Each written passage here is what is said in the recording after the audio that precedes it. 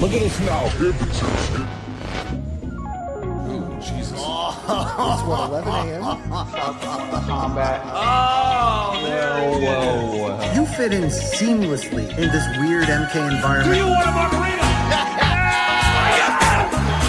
We're gonna do it. That's it.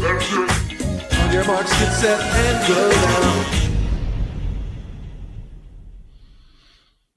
Yeah, tossing and flossing. The style is awesome. What's up, everybody, on this ninth day of March 2026? It's time for another episode of Morning Combat. Hello, everyone. I am merely one half of your hosting duo. I joined you from the capital of Estados Unidos right here in Washington, D.C. I'm, of course, Luke Thomas, joined by Sub-Zero himself, the Iceman, Chuck Mindenhall. Charles.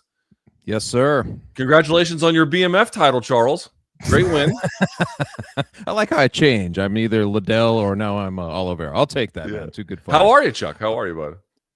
I'm good, man. I'm surprised. You were pretty high this morning when they made that Ngannou announcement. So you look like you finally kind of subdued and you've had time to really think about that fight. The thing is, we'll talk about that in just a second. I don't hate or love the fight, but there's a certain kind of thing that's happening, and we'll talk about it in just a minute. Okay. That's driving me kind of crazy, but yeah. What can you do? What can you do? I mean, everything is an anticlimax at this point, man. I mean, it's to be expected. Oh, yes. I'll get to that part. All part. Right. Let's set up the show here today.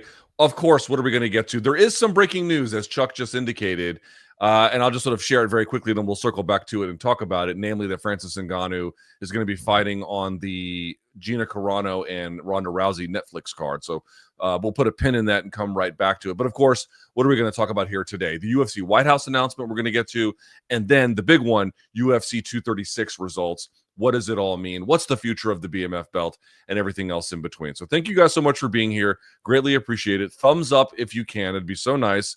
Subscribe if you haven't. These are our socials. They're every which way in between for MK, for me, as well as Chuck Mindenhall there on the screen. Let's remind everyone, you can email the show, morningcombat@gmail.com. That's for fan subs. That's for dead wrong. And that, of course, is just to talk to the producers more generally. A bit of a note on today's programming. We're actually going to do fan subs today.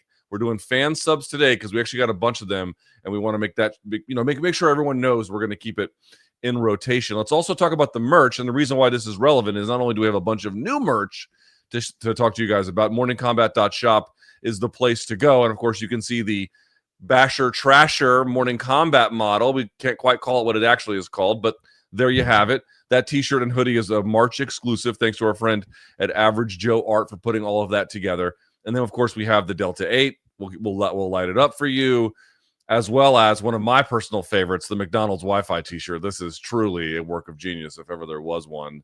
And then, of course, we have evergreen stuff, too. Plus, we have, well, I won't say a contest per se, but I guess it is.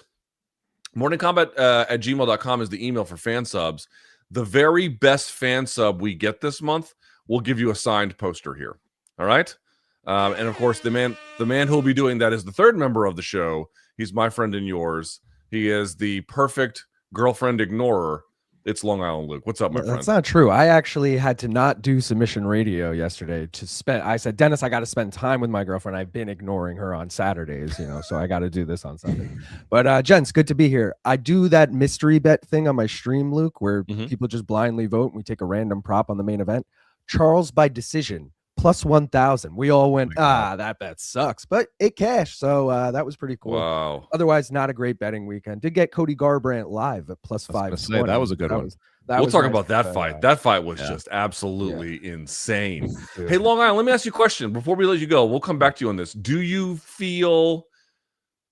do you feel about your pre-UFC 326 arguments about not loving BMF? Now that we've seen the results and everything, how do you feel today? How would you describe that feeling? Well, I'm so glad you said that, because me and Chuck were just talking about this, and I said, Chuck, how'd you feel about Charles's performance? And he said, it wasn't BMF-y. And I said, this is exactly my motherfucking argument. No one would have said this was a boring, maybe it would have not been your favorite fight, but no one would have complained about this if A, no title was on the line, or B, Charles said, if an undisputed title was on the line. Like, I get that as well. So it's like, either way, this is why BMF is fucking stupid. I rest my point. There you go.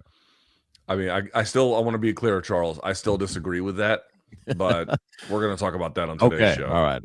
Yes, anything else before we get going be here? the only one, Luke. By the way, that's a good tease because I haven't seen a lot of sentiment in that direction right now. Yeah, I know everyone and their brother is horny to get rid of it, and we'll get to it. But if there's nothing else, before we get to topic number one, Chuck, let's start here. I guess we'll call it topic 0. This news broke literally just about an hour or so before today's show. So here's how it's going to go. Apparently, according to a news release from MVP as well as Netflix, there you can see it right there. Francis Ngannou is going to fight former, I believe, 2018 PFL heavyweight tournament winner / UFC heavyweight / UFC light heavyweight, because actually his last fight was against Iwan Cutelaba at 205 pounds. That was in 2024. We have not seen Felipe Lins since, a Brazilian guy, obviously, but Francis is going to be fighting for MVP. Chuck, kind of interestingly, Francis just put out a video kind of confirming that he had signed with him and blah, blah, blah. And then during the course of it, he was like, now it's one step closer to knocking Jake Paul out. So obviously, for Francis, this is a pretty big win. You go from PFL to Netflix. I cannot imagine that the Netflix deal is all that long, right? They're not going to sign him to 5 fights or something like that. It could just be a one-hitter quitter for all we know, but it certainly sets up an interesting possibility for him. Your reaction to this news about Francis Ngannou? It felt a little underwhelming, man. I mean, and I wasn't exactly sure who they could plug into this role. I felt like Francis Ngannou for sure was heading that direction with MVP. Wasn't sure what they're going to do. To see Linz's name kind of come up, I was like, okay, so we're doing that kind of like the A-side attraction. You're tuning in to see Francis put somebody away, right? And I know it's a little unfair to Linz because he's been a decent fighter wherever he's gone, but dude, he's going to be. Did you watch his last fight at UFC 299? I mean, he was a light heavyweight, and I feel like he's going to be 40 pounds less than Ngannou come fight night. Yeah, he's he's one of these guys who's like a decent light heavyweight who was able to maximize some opportunity because of the PFL's business model and then how weak heavyweight is. Yeah, so I mean, it looks like one of those squash match type things, but if it's all, I guess if they're trying to build us towards something, right? And that's Jake Paul. Like, are you basically saying that Jake Paul and Ngannou are this is the end goal at some point for an MVP card? Is that what they're teasing? I mean, I don't know about Jake, but certainly for Francis, that is a huge payday if he can get it. Yeah, I mean, he's bringing pretty good. Again, who knows if Jake wants it? But I mean, also, like, here's the thing about signing Francis, right? On the one hand, it is the lineal heavyweight champion of the world. On the other hand, is Jake also just lining up a future opponent? Your guess is as good as mine on this. Right. Well, I mean, if that's where it's all heading, this is the right fight. I think this is the right fight for it. And I wondered if they might do something like this, maybe to balance out a little bit. Not in the situation where Serrano was fighting Katie Taylor on as the co-main event for Jake Paul's fight with Tyson. It was kind of like balancing the ledger a little bit. Not that you need to do that. You just have twilight fighters who haven't fought in a decade with Ronda Rousey and Carano. But with Ngannou, man, the one good thing about him, even though he's up there in age, like you said, he's the lineal heavyweight champion. They can really pound that fact home. And he's still vital. He's still very vital. If they plugged him into the UFC right now, you could still make that argument that he's the best one, right? So I feel like it's a boon just to have him on that card. I listen, I don't really disagree with any of that. I had the tenor of my tweet this morning was a little more negative because there's a big reason for that, which is, let me just say up front, I recognize for MVP getting Francis to sign is a big deal, right? We've all indicated people are like, oh, he can't sell on pay-per-view. He doesn't need to. They're not on pay-per-view. Right. He just needs to be able to sell on or to do his role in whatever spot he ends up holding on that card, whether it's a co-main event or something else for Netflix. And of course, he won't even have to do the heavy lifting. Gina and Ronda are going to do the heavy lifting. But having a guy of that caliber, of that quality on your card, obviously that makes it better, right? I mean, only a silly ass person would say to the contrary. But Chuck, this is my point. And it's driving me insane. And I want to warn every MMA fan about this phenomenon that I've seen over the years. There was a long time during the late 2000s and the 2010s where you were watching, like, for example, like I know we're not about to have Mayweather Pacquiao 2, but Mayweather Pacquiao 1 was like 6 or even maybe 7 years late. Like that fight happened late.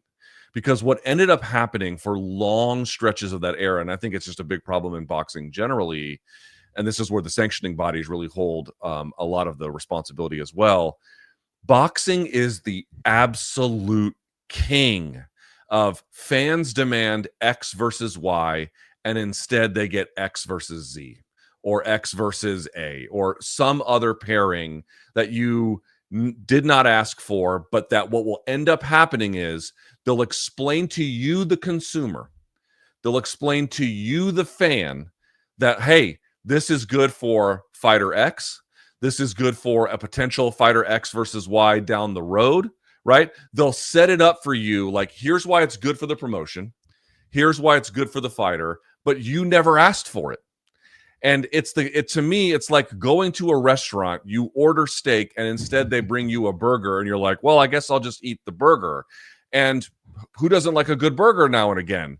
But the point I'm trying to make is they will do this over and over and over and over and over again if you let them. And then so many of the fights that you actually want to have don't get made. And it's not Netflix's fault or MVP's fault. Again, I think they're using the best of what they have that's available, Chuck. But the point I'm trying to make to you people is, dude, that sickness of the way in which people think about fights, well, it's not good for me, the consumer. I didn't really want it, but I'm going to tolerate it because these other forces, they want it for themselves. Dude, this will become a self-reinforcing way of simply looking at all fights. I have seen boxing do it. I have seen boxing fans order steak, get Jell-O, and say, you know what? Jell-O's great.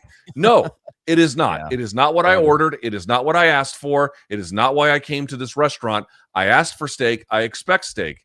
And so I get it. There's all these reasons to like this. It could set up something big down the road, Chuck. I'm not going to cry about it. I just want to warn the fans, if you let yourself get to a place where you are putting the primacy of every other party's reasons for making a fight ahead of your own, don't complain when you don't ever get the fights that you want.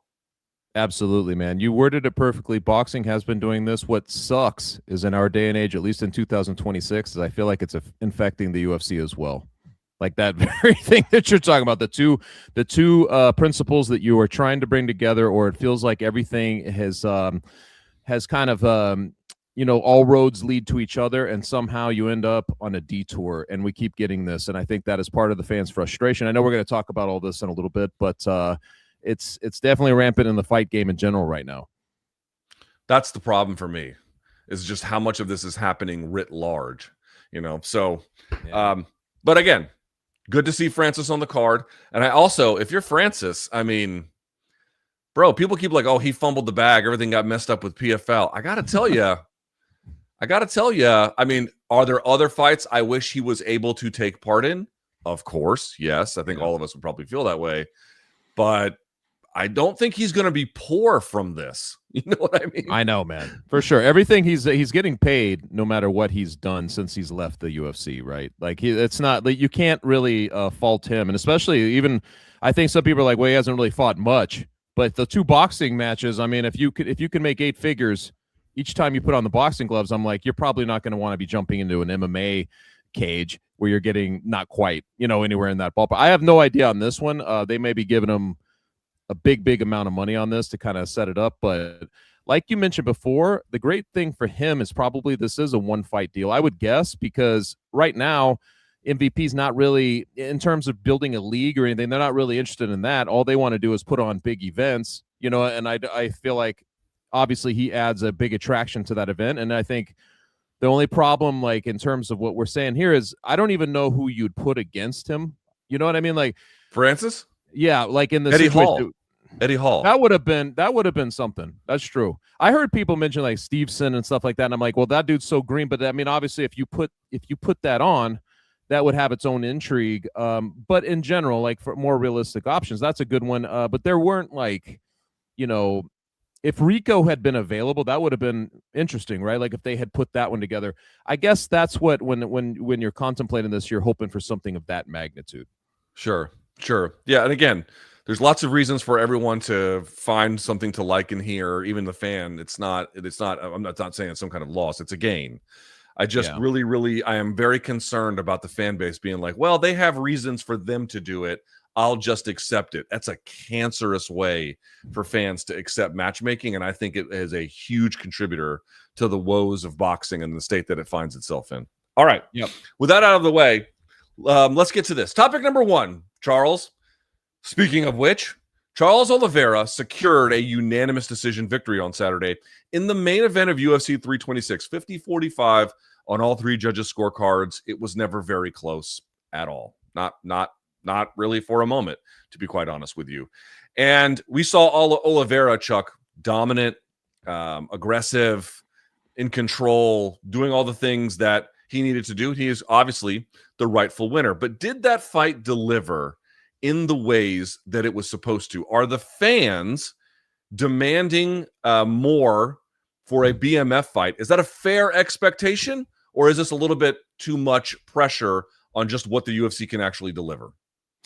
Well, it's a great question, man. And I think this is the first time we've really had to look at this and say, like, okay, wait a minute. Is there a different bar we're holding for these BMF fights? Because fortunately, I think the first 4 fights that were contested for BMF, they were all action-oriented fights, 2 of them featuring Holloway. Some of them were epic moments, and I think that people put this into their head.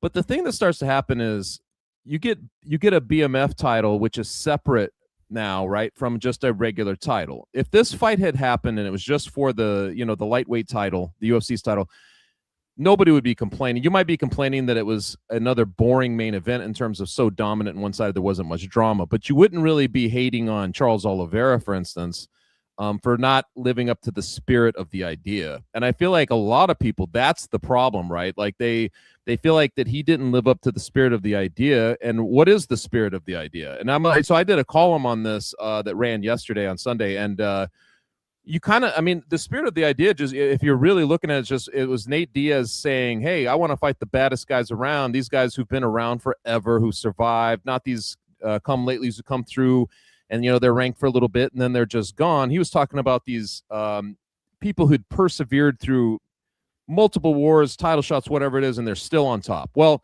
you had that. It checked all those boxes. You couldn't check more boxes with the 2 guys they had.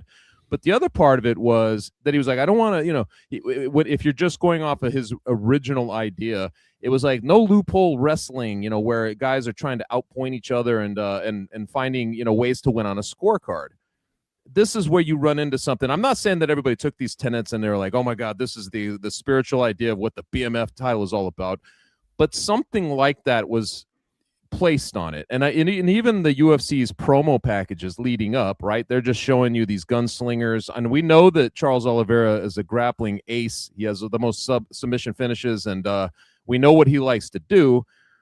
But there was still an expectation that you were going to see both guys going out on their shield, right, or like going out there and doing harm to each other, and that's not what you got. So it places almost like a I guess a gentleman's kind of handshake on it or something like that. Like, okay, this isn't the real title, so we're not as concerned, right?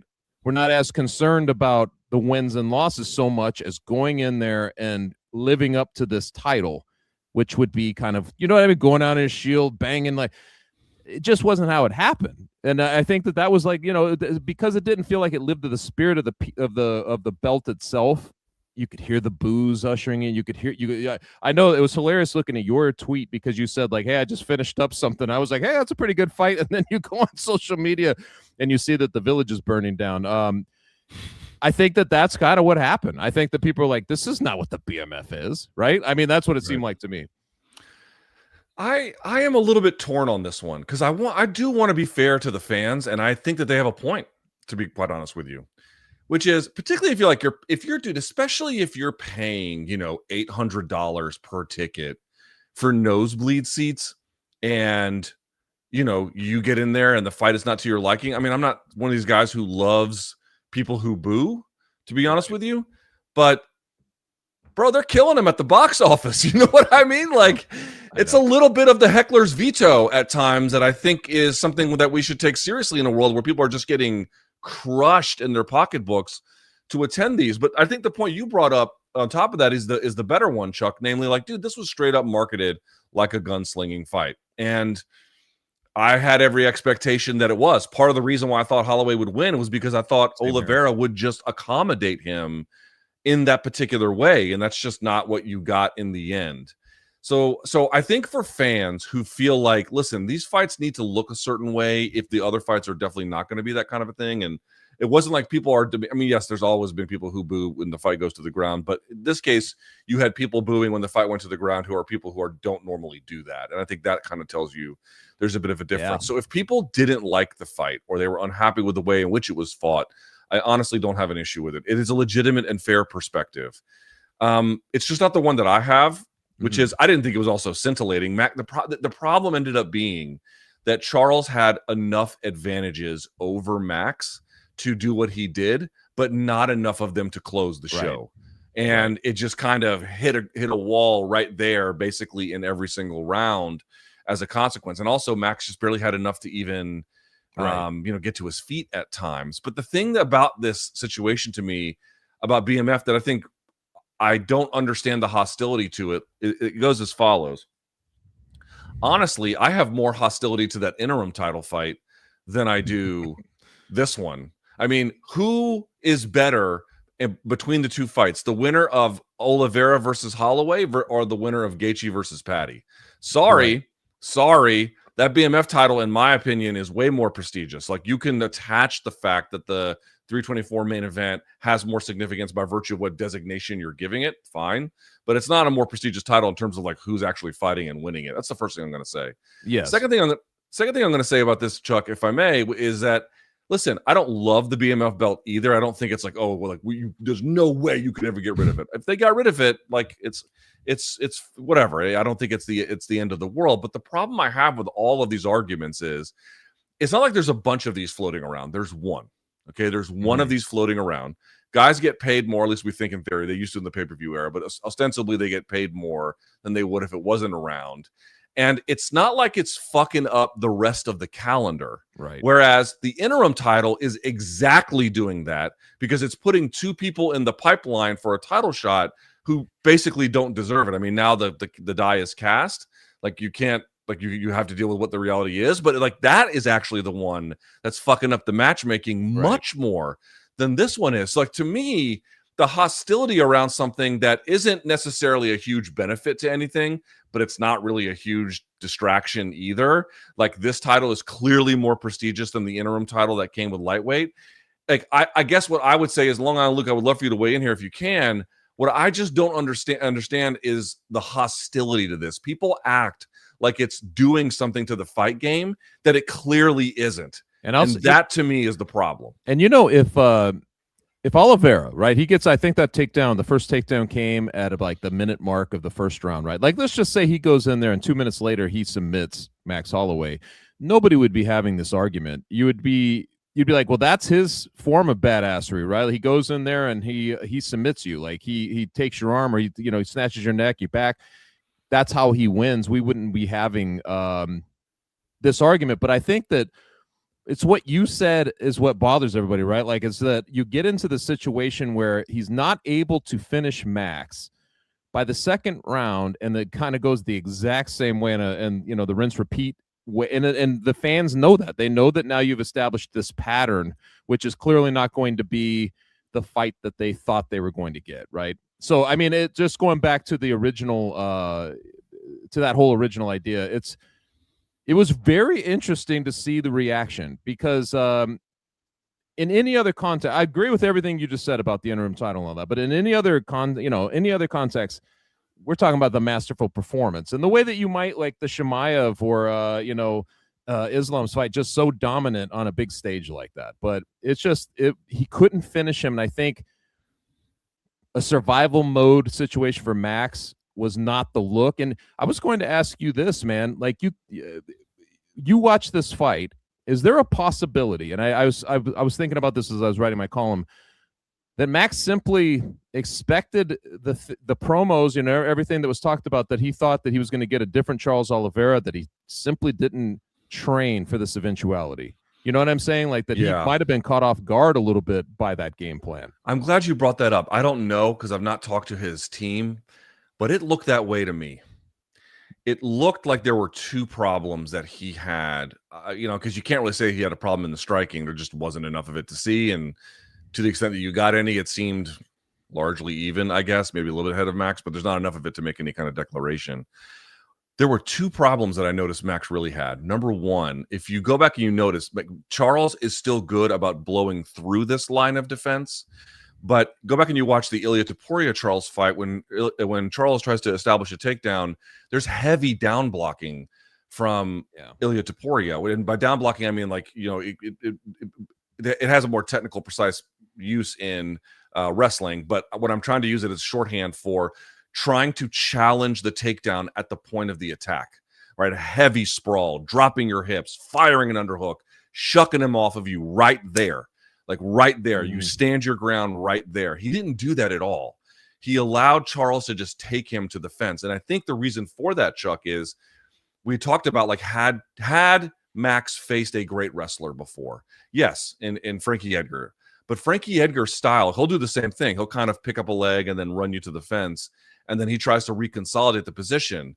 And Max, under that kind of old school wrestler, boxer type, dude, he has dynamite takedown defense. Like if you've never seen him try and use it, like go back and watch against that particular style of defense, or I should say offense, but the style of defense he's presenting, he's got a very, very good takedown defense. But Charles wasn't playing that game at all. Charles is playing a much more modern game. And I also have to say, I think heavily Dagestani influenced, where he's got double underhooks or just some kind of upper body lock. He's turning you, lifting you, and then using a variety of different attacks to trip out the post leg to then establish contact on top. And that's great for a lot of reasons, because one, you're now wrestling with the upper body and the lower body simultaneously, but you also get to go into a pinned position when you land on the ground. So like it has a ton of benefits. It's a more modern style. And dude, like Max just looked like that was new to him. You know what I mean? And I think it was. I don't know that he was getting the looks on that he was supposed to be getting in training. Yeah, nice. I mean, I can't help but wonder just a little bit though, man, if he's just was like, wait a minute, what? I did not expect that we were going to have this kind of fight.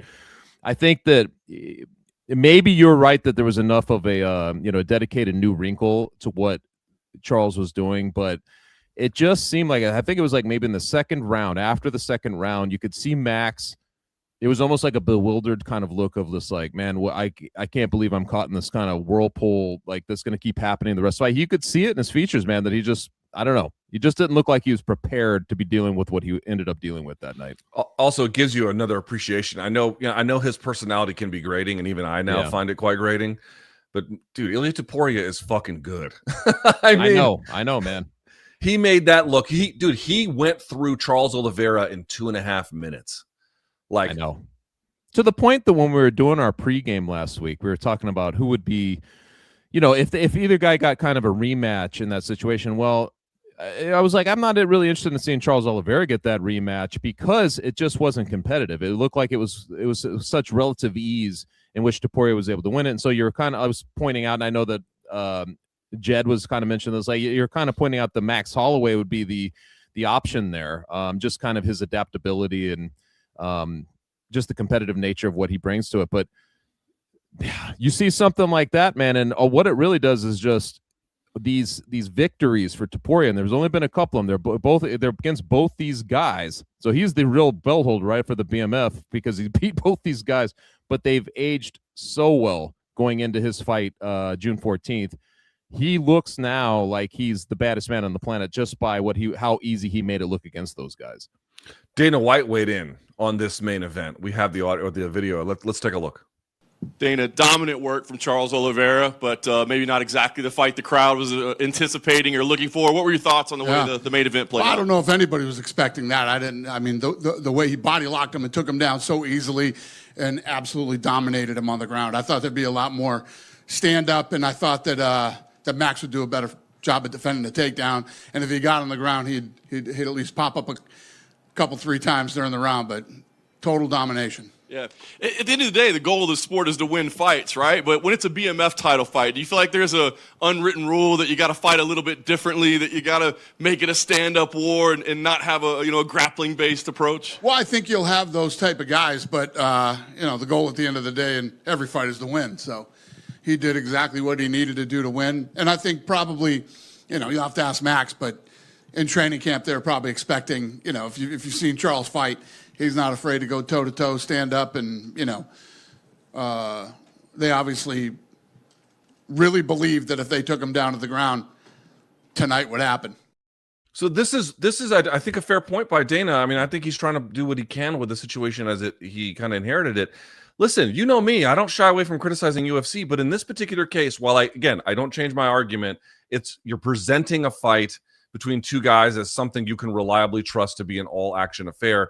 If you don't get that, you bear some responsibility. At the same time, Chuck, like none of us pre-fight were looking at this and thinking to ourselves, oh, these aren't worthy candidates of what we think the ideals of this belt is supposed to be, or the ideals of what this bout is supposed to represent. In fact, we all thought that they were perfect candidates. So my point I'm trying to make is, it's not like UFC didn't try. I mean, they put together a fight that I thought here made a lot of sense. It just didn't work out in the way that they wanted. But like, for example, Chuck, people will be like, oh, you got to make it an all stand-up affair. So now we want the UFC to go jurisdiction by jurisdiction to get rules changed for one particular fight within an MMA context. Just watch one championship. They have 4-ounce Muay Thai every fucking Friday or something. That's exactly what these people want. It's 4-ounce Muay Thai, stand up, donks, killing each other. You've got what you need. Yeah, I don't know if they're going to continue the BMF at this point, man. I think that they're going to have a hard time distinguishing it, because I think that this was just implied. What you just said, it was an implied sort of messaging, right? Like these guys, like you said, it's going to be reliably action oriented because these guys, that's what they do. So that's the best you can do in a matchmaking sense, right? Like you say, like we just think that this fight will deliver on some fireworks level, wherever that is, hopefully on the feet. But when it doesn't do that, man, it kind of loses its meaning. And really, it's that Charles was unapologetic about it. He's like, hey, I'm gonna win the fight. I'm gonna win it the way I know I can win it. And what does that mean for the title then, and all the people's expectations with this title? And if it's like with Charles Oliveira's wearing that BMF belt, like, does it hold any significance now if you're going to game plan and just kind of, manipulate a guy's weaknesses, you know what I'm saying? Or like take advantage of something that you feel like you have a big advantage in? That just changes, fair or not, it just changes the gentleman's kind of handshake that I think people thought was in play. But I'm with you, man. Like, it's just, I'm not sure how you market it the next time through. If they do this, if it doesn't just skip and like they take it off of Charles and put it on, into some of the other fight or something like that, I'm not sure how they'll market it with Charles Oliveira for the next one. You got to really to book this. It turns out if you want to do this in a reliable way, which is still going to be very difficult, like Max just doesn't win with chokes from the back. He wins via striking. Justin Gaethje doesn't win with chokes from the back. He wins via blah, blah, blah. Like, you have to find people who are not just action fighters, but are action fighters who don't win via grappling. Right. You know what I mean? Like, they can do it if they have to or something like that, but like they just don't. Otherwise, it's not going to work. Long Island Luke, we have talked about the BMF belt. You are the world's foremost BMF belt hater. Surely we have talked you into your senses at this point. I mean, dude, here's what I'll say. I don't think the UFC's gonna get rid of it or anything, right? Like, we're clear on that. They need this as a marketing piece, as stupid as it fucking is. What me and Charles were saying, You always has to add that. I keep calling you Charles, Chuck. I think it's Charles Oliveira. Yeah. What me and Chuck were saying pre-show is like, can you not strip Charles Oliveira, but can you just move on from Charles Oliveira and just put 2 new fighters up for the BMF, or do you have to let him defend it? Dude, this is my favorite part about all of this. They can just do whatever the fuck they want. Yeah, but with the Masvidal situation, he like loosely retired. I think he might have officially retired, and then they were like, okay, we'll do Dustin Justin for the belt, and it kind of always moved on with the next person. Like, they've never like just ignored the reigning BMF champ to put it on another fight. So I'd be interested to see what they do here. And we were saying, like, Connor arguably fighting on that July IFW card, would that be against Charles for the BMF? Would that be against Nate? Do they put the BMF on the line if it's against Nate and just say, sorry, Charles, not BMF-y enough? Or they can just do Charles Connor at 170 International Fight Week. That too. But are you like Chuck was saying, are you putting Charles in that situation again, given how that just went and it wasn't very BMF-y to you? Do you want to risk that now with Connor? Yeah, I don't know. It's a problem for the UFC to solve. It's just the thing is, Chuck, it's like if you actually look at testimony from UFC leadership under deposition, so like under oath, essentially, what they all admit is that the titles aren't real. I'm not talking BMF. I'm talking the weight class titles. And this is not a joke. They have literally explained that the legality of it is that the titles are not real. It's simply a trophy that they hand out to the best fighter that night. They don't mean anything other than the significance that we give them. So I'm happy to say we dial down the significance of BMF or we dial it up. It doesn't, to me, I get this is what I mean, like a strong opinion, like fuck this belt. I was like, calm down, calm your titties. It's not that serious.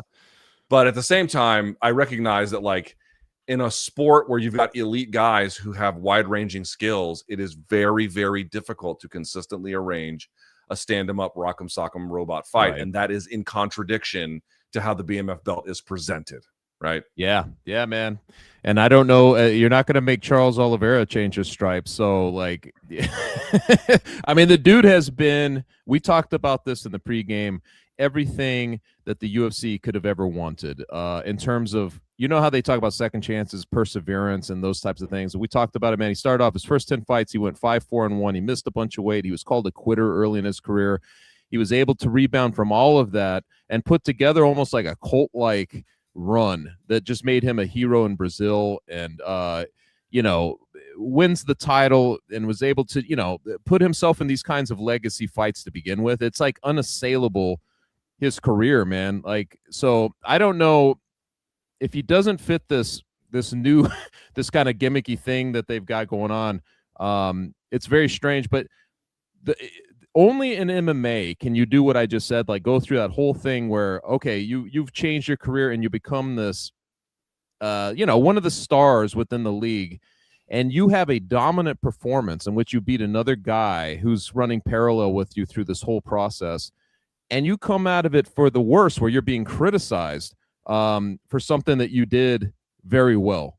Isn't that crazy? It's like, I feel like only in the fight game do you come out with a damaged reputation for doing everything correctly. Yeah, for looking awesome, basically. Yes. Yeah. But again, it goes back to the heart of how this was all promoted. A couple of strange items here, if we can. Max got his black belt from Pedro Sauer after this. Check out this graphic that we have. Our new black belt after demonstrating incredible defense. And like, I get the point. Don't get me wrong. Dude, to survive against Charles Oliveira Dustin Poirier as a black belt couldn't do that. Justin Gaethje couldn't do that. Michael Chandler couldn't do that. Like, I guess he got knocked out a little bit differently, but go ahead. Can't hear you. Sorry, I had my shit set up wrong. Michael Chandler did do that. He survived 5 rounds with Charles. I guess the second one. Yes, you're right. What am I do have memory hold that. But okay, it took him 2 tries. Took him 2 tries to do it. Especially, man, just the first round, right? Because everybody's dry.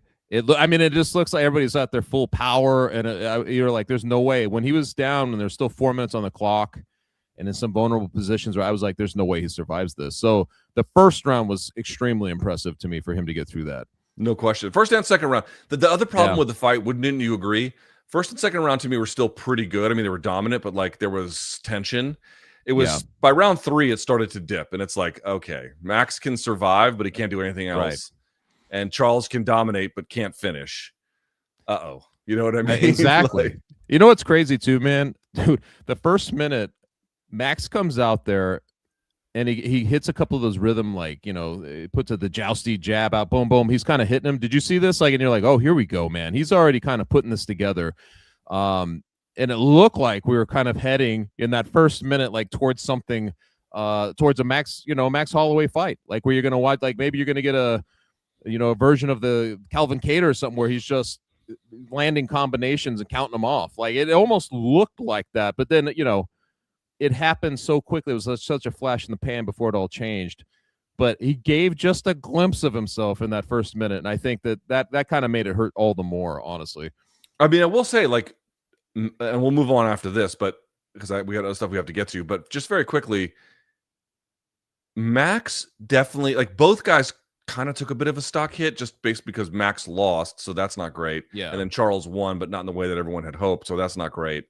But I will say this: I don't think like Max comes out of this looking like, oh, there's no cost to be paid. At the same time, I don't think it's much of a cost. Like, I think if they book him up with another dance partner where he can do what Max normally does, which is going to be the vast majority of the lightweights they can put him up against, he's going to be right back in the thick of things here. This is not some like massively disqualifying thing. Yeah, he's been in the spot before, and he responds tremendously well to the sort of the knife. You're always like, how much does the age and the battle wear, like how much does that actually take effect at some point? But if you just go off the tradition of what Max has done, he always rebounds. And like he said, he's like, I just want to, I'll be back. I'll be kicking somebody's ass again very shortly. And there are plenty of guys that they can match him up with right now who would, accommodate him in that sort of thing. Like, right. They would meet him more in his wheelhouse that way. Yeah, here's a graphic where Max Holloway was speaking about his loss to Charles Oliveira. Quote, "I'm going to come back, whoop somebody's ass. I ain't done yet. I'm going to see Mr. Oliveira again." And I believe him. Like, I believe him. Yeah. Also, one last note on the fight itself, if I may. We had talked about Max like really settling into 55 and his power carrying. And you saw that, of course, at UFC 300 and a very big. But you saw that in the rematch with Dustin Poirier, too. Like, I should say the trilogy, excuse me. But I did feel like Charles, who I also know fought 45 for a time.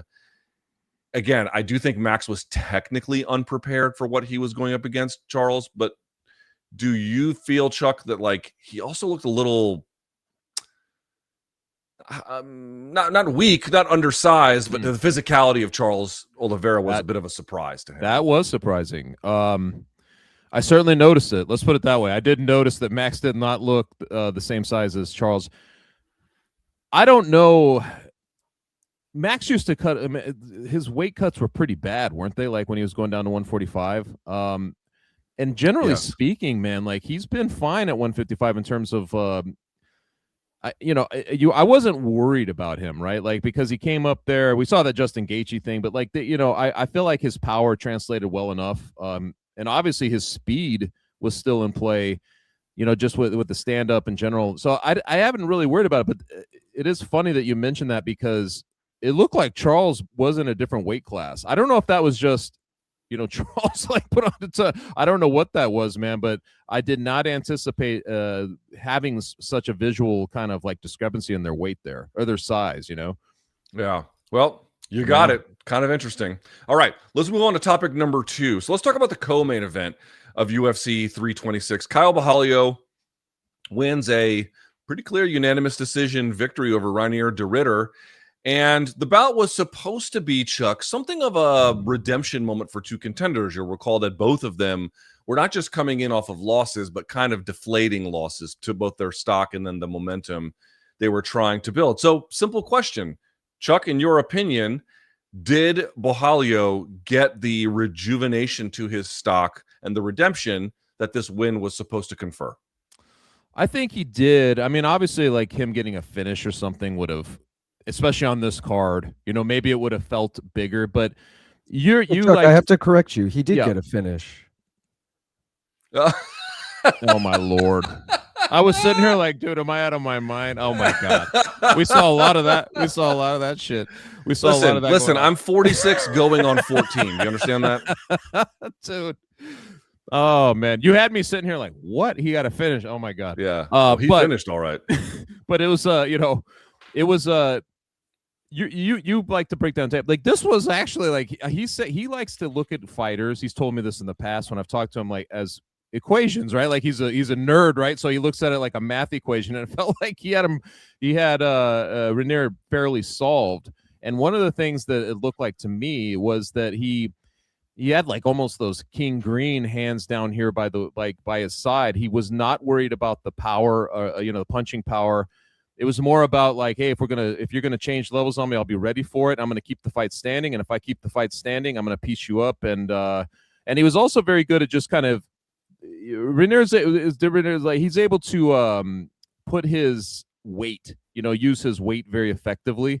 And I didn't feel like he could do that in this. Like he couldn't just kind of body him and bully him It just seemed like Caio was up for all of that. It felt like anything that was being thrown at him, he was completely prepared for.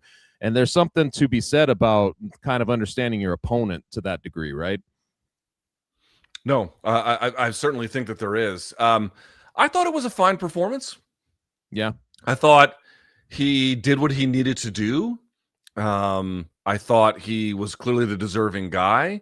He shut down De Ridder a lot. De Ridder was trying to grab, and collar tie constantly and then clinch up, and he was really good about clinch breaking.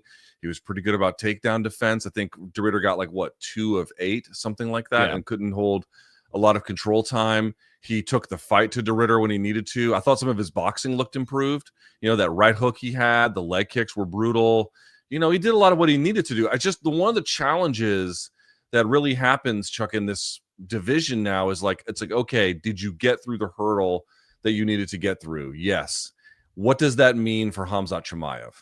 And I'm not even saying that's necessarily fair, but I do think it's just what's going to happen, especially if you're this close to the top. You're like, okay, well, what does it mean for that? I will say the one thing I really enjoyed about this performance, Chuck, was not just that, the right guy won and it was I think a respectable bounce back. It didn't set, the world on fire by any stretch, but it was fine. Is that he called out DDP. Yeah. I love that. Yeah. I love that. First of all, we got to get DDP back in action. It's got a little bit of a donk fest, whenever that kind of pairing happens. Well, if you consider yourself a very smart cerebral fighter and you're calling out DDP, you're calling out kind of the opposite of you, right? Like you're saying, I think I can outwit you a little bit, right? Let's as a matter of fact, he talked more about it at the post-fight press conference. Let's take a look. You had a call out ready to go with Dricus du Plessis. Obviously, it would be an amazing fight. Why do you think that's the right fight to make right now? Because you already said it's going to be an amazing fight for the fans, I can entertain people. I think you guys were entertaining today, my hands down, moving everywhere and throwing punches, trying to knock this guy out. And I think me and Dricus can do a great fight. I respect him a lot as a champion. I think he was a very dominant champion. Awkward guy to fight too, but a little bit shorter than Reinier. So I think my punch is going to connect a little bit more. But he's one of the best guys in the world. I feel that I'm one of the best guys in the world, and I just want to go there and test myself against these guys, And may the best man wins, and the title is on the table all the time. Yeah, I like it. I like it. No, I dig it a lot, and I think that if you're looking at it realistically, and I think that's what Caio's doing, it's I'm probably not getting the next title fight. So what would be an obvious opponent that you like your matchup to put you in that spot? I think the DDP is that, right? I think that if he goes through DDP, he has that argument. Yeah, and I also feel part of the reason why he's not calling out Chimaev, because it'd be one thing if he won, he's like, okay, I want to get right back there, and then to call out another guy in front of that, so you're putting the Chimaev fight on the back burner. To me, if this is a guy who trained with Chimaev too, remember that. Yep. To me, it kind of signals that Caio kind of knows there's a little bit more work to do before he really makes a move up to the very, very top of the food chain.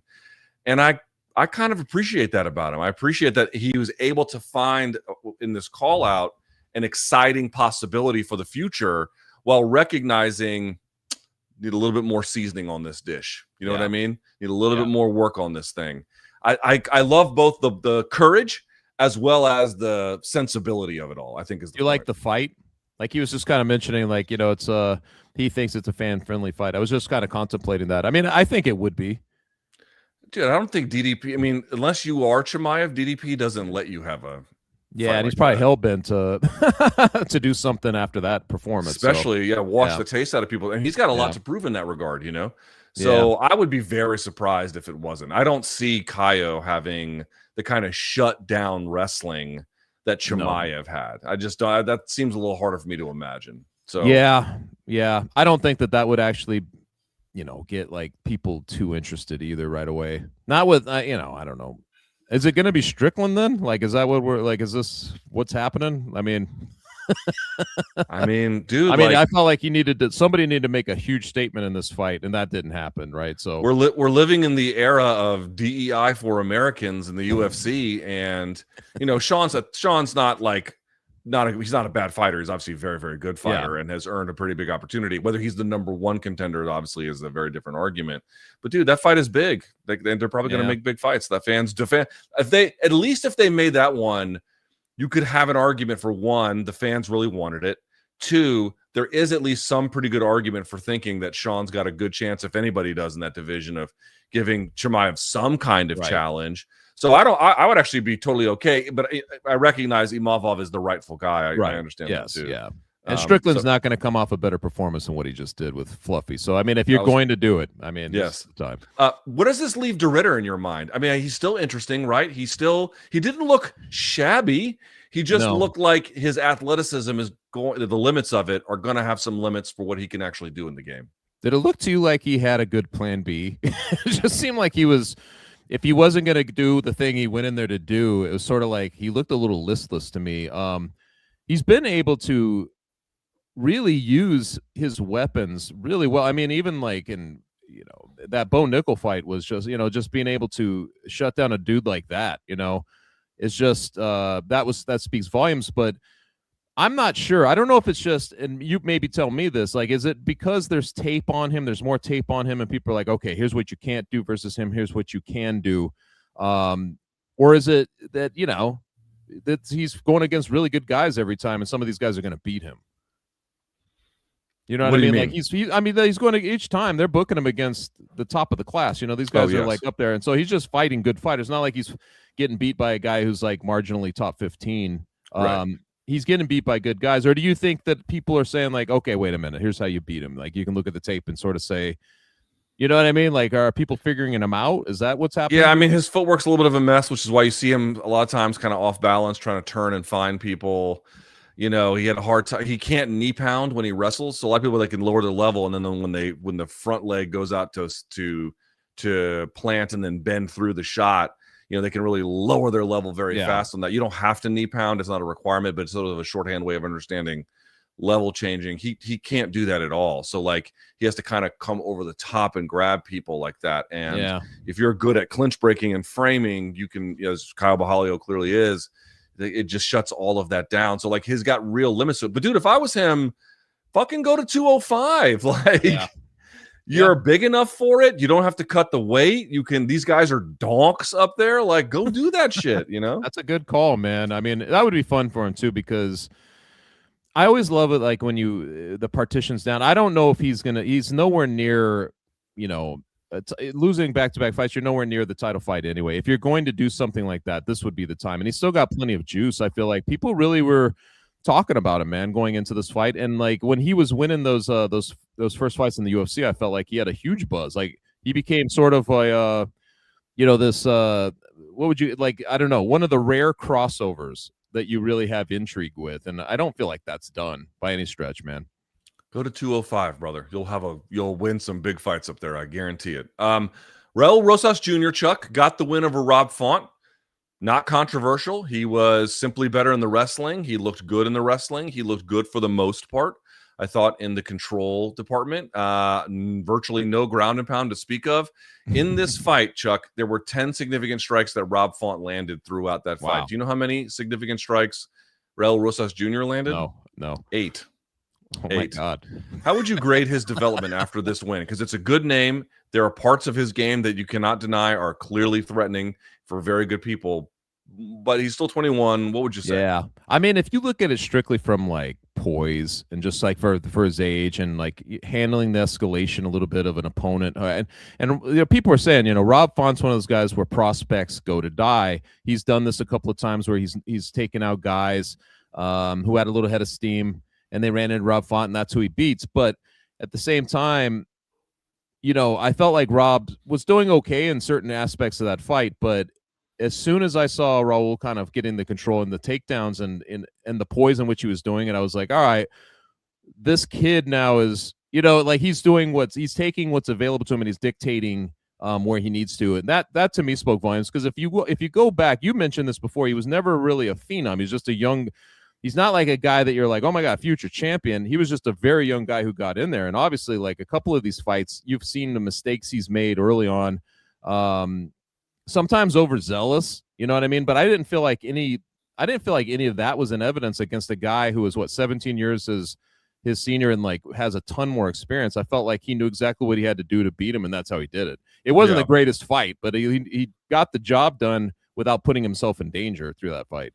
Yeah, he also got the job done without putting his opponent in danger, which is kind of the problem for me. But I mean, here's what I would say about his development: like you can't watch him fight and then conclude he's not getting better. Just on like one very obvious way, you can tell he's getting better. Like before Chuck and like some of his early UFC fights, you know, he was trying to like thrash the opponent immediately, like immediately get the takedown, immediately passed him out, like kind of like a Hamzat, you know, shot out of a cannon. And this time he doesn't do that now. Now he sets up his shots. He takes time.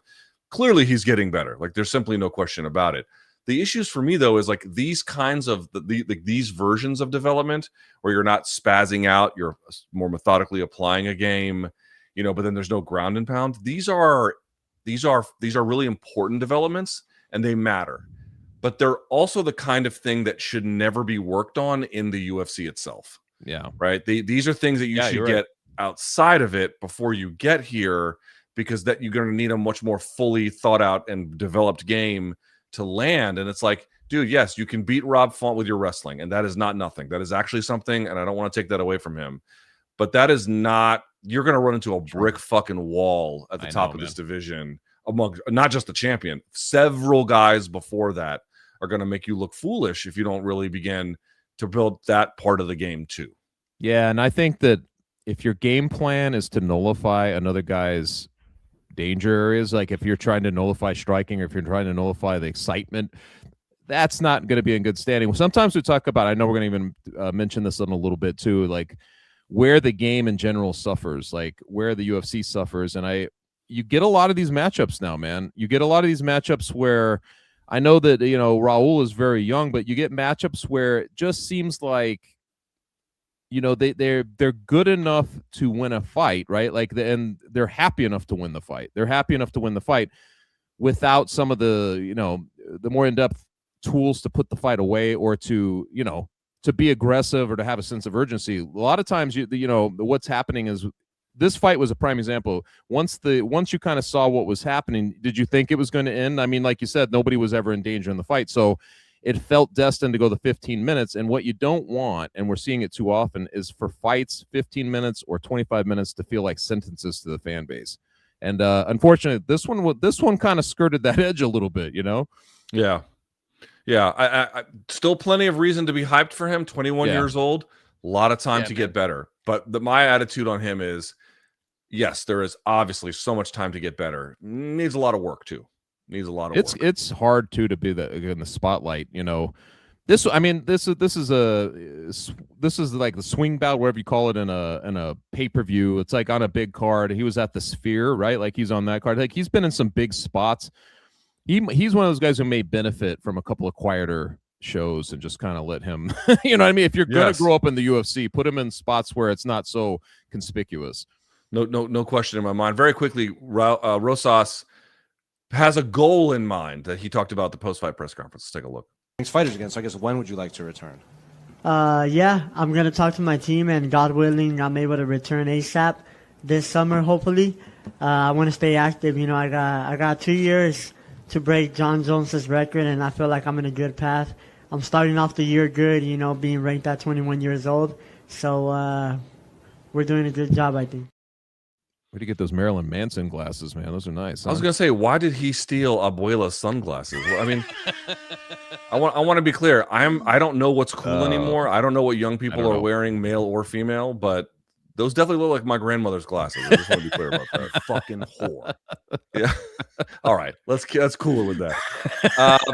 Not your grandma, Raul. Yeah. Elsewhere on the card, Drew Dober sent Michael Johnson to the shadow realm. It was a nice win. This is the aftermath. I mean, he looked great doing it. I just don't know what the takeaway is supposed to be, Chuck. Like, we do these shows, and we're like, what do these wins mean?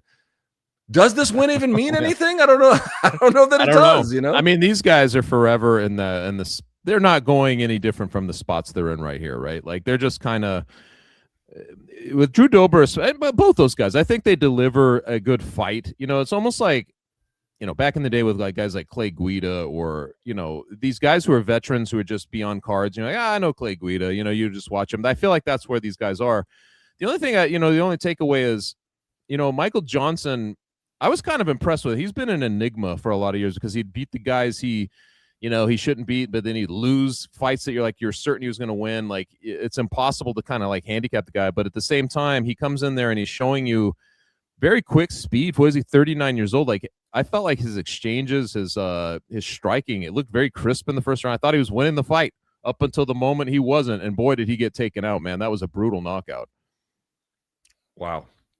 I agree. Now, Long Island Luke, there was weird line movement on this. Can you quickly walk us through the weirdness of that?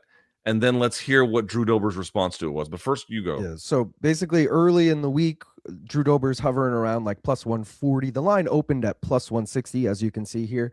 Come fight night, look at that number on the bottom left there. Minus 233 was where he peaked at. So he went from a plus 160 dog to a minus 233 favorite. I will say right around fight time, he was like minus 205. But either way, this fight was a pick'em the morning of the fight. So for it to grow that much, I'm honestly shocked they did not pull the fight. I thought for sure this is clearly some betting irregularities. I would have thought Dana was on the phone with those guys, the integrity services, whatever. Shocked. Also, the fact that it's 2 Michael Johnson fights back to back, a little weird, just saying. Also very weird, yep. They didn't acknowledge it. Dober wasn't even told about it. Here's what he had to say about it. And then obviously you're probably going to get a ton of questions about this. There was a lot circulating online before this fight. Did anyone notify you before the fight? Did anyone come into the locker room, or are you just finding out about this, now? I literally just found out about this like 2 interviews ago. Like, I'm just finding out about it now. I don't bet, I don't gamble, and so I know nothing about it. So this is all news to me. And nobody came up to me in the locker room. We didn't talk about it. It was never a thing until, just now we're talking about it with you. Is that weird being on the other end of something like that? To be honest, I haven't even really thought about it. I have no idea what's going on, and people are asking me questions, and I don't even know what happened. I feel like it's super weird they didn't talk to him, especially given the last few things. Like, that's very to not even acknowledge it is super weird. I don't know what to make of it, except to say that I saw some, and this is just, I want to be as clear as I can. This is internet rumoring. Right. But that there was something happening with Michael Johnson's family, and that there were people online. Let's be clear about this. There were people online claiming that there was something wrong with Michael Johnson's family, and that he had to lose to pay off some kind of ransom or some other, and this is just internet speculation, is the best I can tell. I don't want to dignify this if it's just complete nonsense. I'm just alerting folks to what I had seen floating out in the ether. But that kind of line movement, though, is like unheard of. I mean, that's just, you don't see that unless something's weird, Last but not least, Chuck, if I can, Gregory Rodriguez gets a big win. Let's take a look at it, and then I'll ask you about it. Here we go. Watch this. Bop. Hit him with the bop gun. This was a rematch. He did it in a minute and like 45 seconds. Chuck, he looked great. Yeah, man. What is 3 wins in a row? Where are we with RoboCop? Well, that was fun because, correct me if I'm wrong, was that the first punch throw? I know they did a couple leg kicks. It felt like they were not doing anything up until the moment he delivers that big punch. It's like, I mean, that always is going to stand out. And also admirable restraint. You could see him like look at looking at Porrero and basically saying like, I don't really need to do anything here. Shrug your shoulders. I guess it's over. That was a great performance, man. And, if you go back, I think just in his UFC, like, he's got 7 knockouts. The dude is carrying some serious power. And look at his physique, dude. Like, he doesn't he look like he's like I don't know. He's like, it's almost like he's a second strike. Okay. 1 to the body. All right. So like, but the second strike, that's pretty impressive stuff. Thank you, Long Island Luke. But his physique, man, he looks like a bodybuilder. I mean, I know that you know the world, but like, he is so cut, and it's almost at odds with his feature, like his face. If you just saw his face and he's walking out, you wouldn't think anything of it. But dude, that dude is seriously cut. Yeah, diced to the socks. Yeah, man. So I mean, couldn't have gone better for him. I don't even think he took a single punch or anything. Came out completely in mint condition. We were talking about Reinier de Ridder earlier, like, what's a place you could go? Dude, I don't know if he beats RoboCop. RoboCop also has phenomenal jiu-jitsu. Yeah. Look at this knockout power. This is what I mean. It's like, dude, if I'm you, just go to 205, fight those donks. Fight the fucking diggity I'd rather go to dogs. 205 than face this guy. yeah, exactly. Damn. Fuck all of Yeah. that. So, a pretty good, fun little main card. Before we get to the rest of the show, I want to talk about our friends Cuervo. We love our friends Cuervo. They're back. Very, very excited to have them here back on the MK program for the year 2026. And folks, you guys know how it goes. Every moment has the potential for more with the right signal. More energy, more excitement, more fun. When Cuervo enters, every moment just gets better. You should just know if you find yourself in the center of the dance floor, you can't help but stand up and high five those of you around you at the game. The room reacts like it just got the same text at the same time. You stop even checking the time. Suddenly, small talk escalates to laughing so hard you can barely catch your breath. That, ladies and gentlemen, is the Cuervo effect, a signal everybody understands, a moment that anyone can join, and a good time that just grows. All you have to do is keep it Cuervo. And of course, you guys know that we've had tequila during the pregame previews, and that will continue. It's our drink of choice there. Of course, you know, at home, you can do what you want, but we recommend Cuervo. We love it. We're glad to have them back on MK for the year 2026. And for our next pregame preview, which I think is going to happen the next the next numbered event is 327. So that's April 11th. You know, that week, the week of April 11th, we'll be back in studios in New York City, drinking Cuervo, getting you guys ready for the UFC numbered events. It'll be a great time. So welcome back, Cuervo. Happy to have you. Let's do it. All right. Very good. Topic number 3.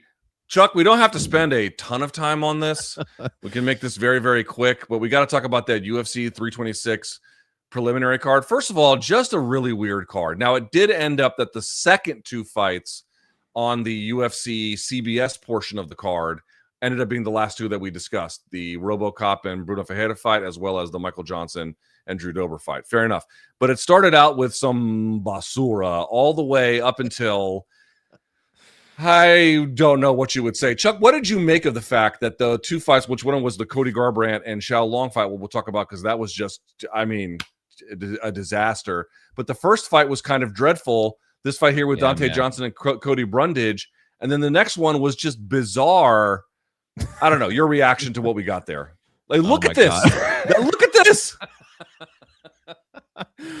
Oh my God, man. It's just I saw you tweeting about this, and you're like, you know, you talk about that first fight. It just looked like John, like when he moves forward, it looks like his hips are coming out of socket or something. It was the visual of that was just so bad. And like the Dak Prescott warm up. Yes, it's like that, but like that's how he just comes forward. There was something really bad about that aesthetic, and then it just looked like neither guy really had it in him to win that fight. It was bizarre. Like it could have went either way, but man, it was just not the kind of fight. I sometimes wonder strategically, what are they thinking when they're like, all right, we got CBS. Do they care anymore? Like, because I felt like at some point, you know, even during the ABC era, which wasn't that long ago as part of ESPN, there was some consideration as to the fights they were going to show on these things. But to get that fight particularly and to kick it off was not a great visual, man. It just wasn't. And we've been going through a string of bad prelims, and this one felt like just a bad move. I didn't understand it. And then you get that second fight, man, and to see Cody Garbrandt just get like, it's just, you have the guy, what's his name, Long, he's just doing crazy shit, right? Like he's making crazy gestures. He doesn't look stable, but then he keeps kicking Garbrandt in the balls to the point where he's driving into a. I mean, this visual on TV and is just yes, UFC on CBS, which is hilarious. Just bizarre, dude. It's been a minute since I've had a fight like that. Remember when I think it was Dan Lozon fought King Green back in Affliction? There was a ton of groin shots. That's what it reminded me of. Like it just every few seconds, everybody's like, "What is going on?" And you can't figure out why the guy continues to go there. Like that's what it felt like. I mean, Herb Dean had to take 2 points. Garbrandt won it via unanimous decision, 28-27 across the board. Never even heard of some shit like that. The fight itself beyond that was just a weird pairing to begin with. Cody looked good defensively, couldn't get much going offensively. You know, I don't know what he's doing in his career at this point. There's a little bit of a cautionary every time he wins a fight that you're like, we don't worry about as much, but remember he was getting chinny, and we were like worried about him a little bit. And so he gets wins, and it kind of incentivizes, bigger and better fights and all that sort of thing. And this particular fight, he probably shouldn't have won. So it's like it's a bizarre setting there. Here is Cody at the post-fight press conference reflecting on this weird ass fight. When they brought the bucket out, like, did you think that was going to be it? Like, that was going to be the end of the fight? Dude, when you got a crowd cheering USA, let's you can't bitch out. As painful as it was, I was spinning, throwing up. I didn't know how much time even was left in that round, to say the least. But I got to get back to my feet and rally from the crowd, and then try to knock him out with a Jorge Masvidal knee. Didn't go as that well, but then I got hit in the nuts again. I was like, oh geez, dude. So it was like I was just trying to get my rhythm. It was just a weird fight. Oh man, my mouth was so dry. I didn't know what was going on. It was like highs, lows. But being a veteran, being experienced and fighting, even a lot of street fights, sometimes don't go your way. There's a lot of cheating things involved in the street. So you kind of just gotta stay calm, stay engaged. And I looked over at my coaches, and they were just telling me to calm down, because after that I was ready to fucking just stand in the middle and bang. But hey, they're like, hey, take the win. Get the win, stay smart, and we're trying to open up my game plan with that. So, experience played a part on my end, but also my coaches. I'm surprised his voice isn't higher, after that whole thing, Say it again. I'm surprised his voice isn't higher after. Yeah, no kidding. There. That was just a ridiculously weird ass fight on that one. Also, the weird ass fight. I mean, it ended up being a good finish, but the Alberto Montes fight against Ricky Tercios. He gets him with a nice anaconda. This was one of the high points from the card, if you ask me. He's got a great setup, Montes does, on the anaconda. Did you see Ricky Tercios stomping his fucking feet and yelling him? This was my tweet. Ricky Tercios yelling and stomping his feet at Montes like he's trying to scare away a bear on a nature hike. It was weird. He was like, ah. And then Montes was like, who the fuck are you talking to, Yeah, man. What's the kid? The Mongol. I always slaughter his name. Long Island Luke told me, but the kid from Mongolia looked really good. Jargle Temendembarrel. Yes, I still got to work on that one, but he looked good, man. He's kind of fun to watch because it's like all in the scrambles, right? Like every time you get in a scramble, it's like some wild thing, and he ends up on top. So he was fun, man. Anything else in that card that stood out to you of delight? What about Long Island Luke? He's our prelim specialist here. Adolfo Bellato getting the win, or Bellato. How do you that ruined a lot of people's nights. We were on the undefeated Luke. Gaff had him in a ton of parlays. To see Bellato to get the win there. I mean, whatever. Dr. Nurgazai also got the upset over the UFC debutant. He looked pretty good for a southpaw boxer, the Kazakh guy.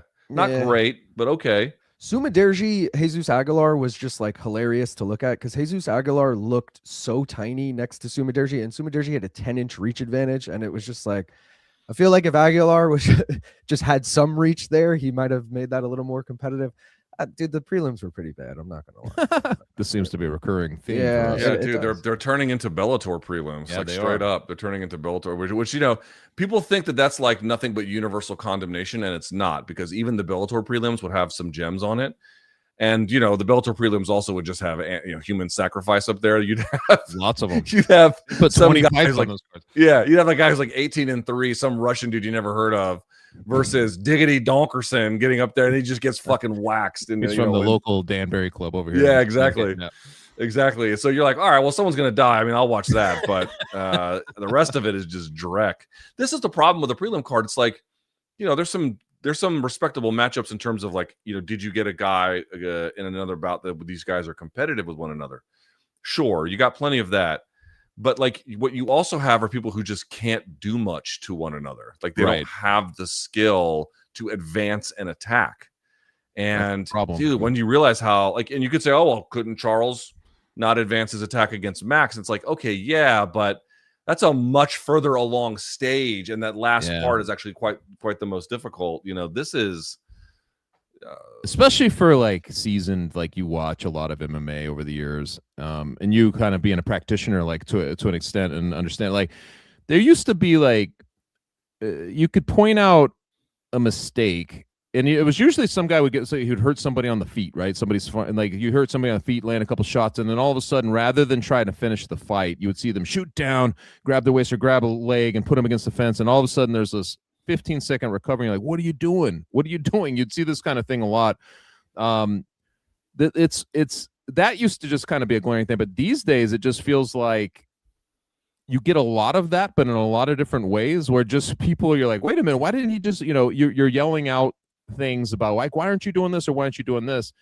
And I don't know if it's just guys are, like you said, maybe they don't have the full toolboxes yet, but there is a frustration factor with that. Like watching people who you're like, oh man, this should have been if you just did this, the fight's over, and that's kind of going on a lot these days.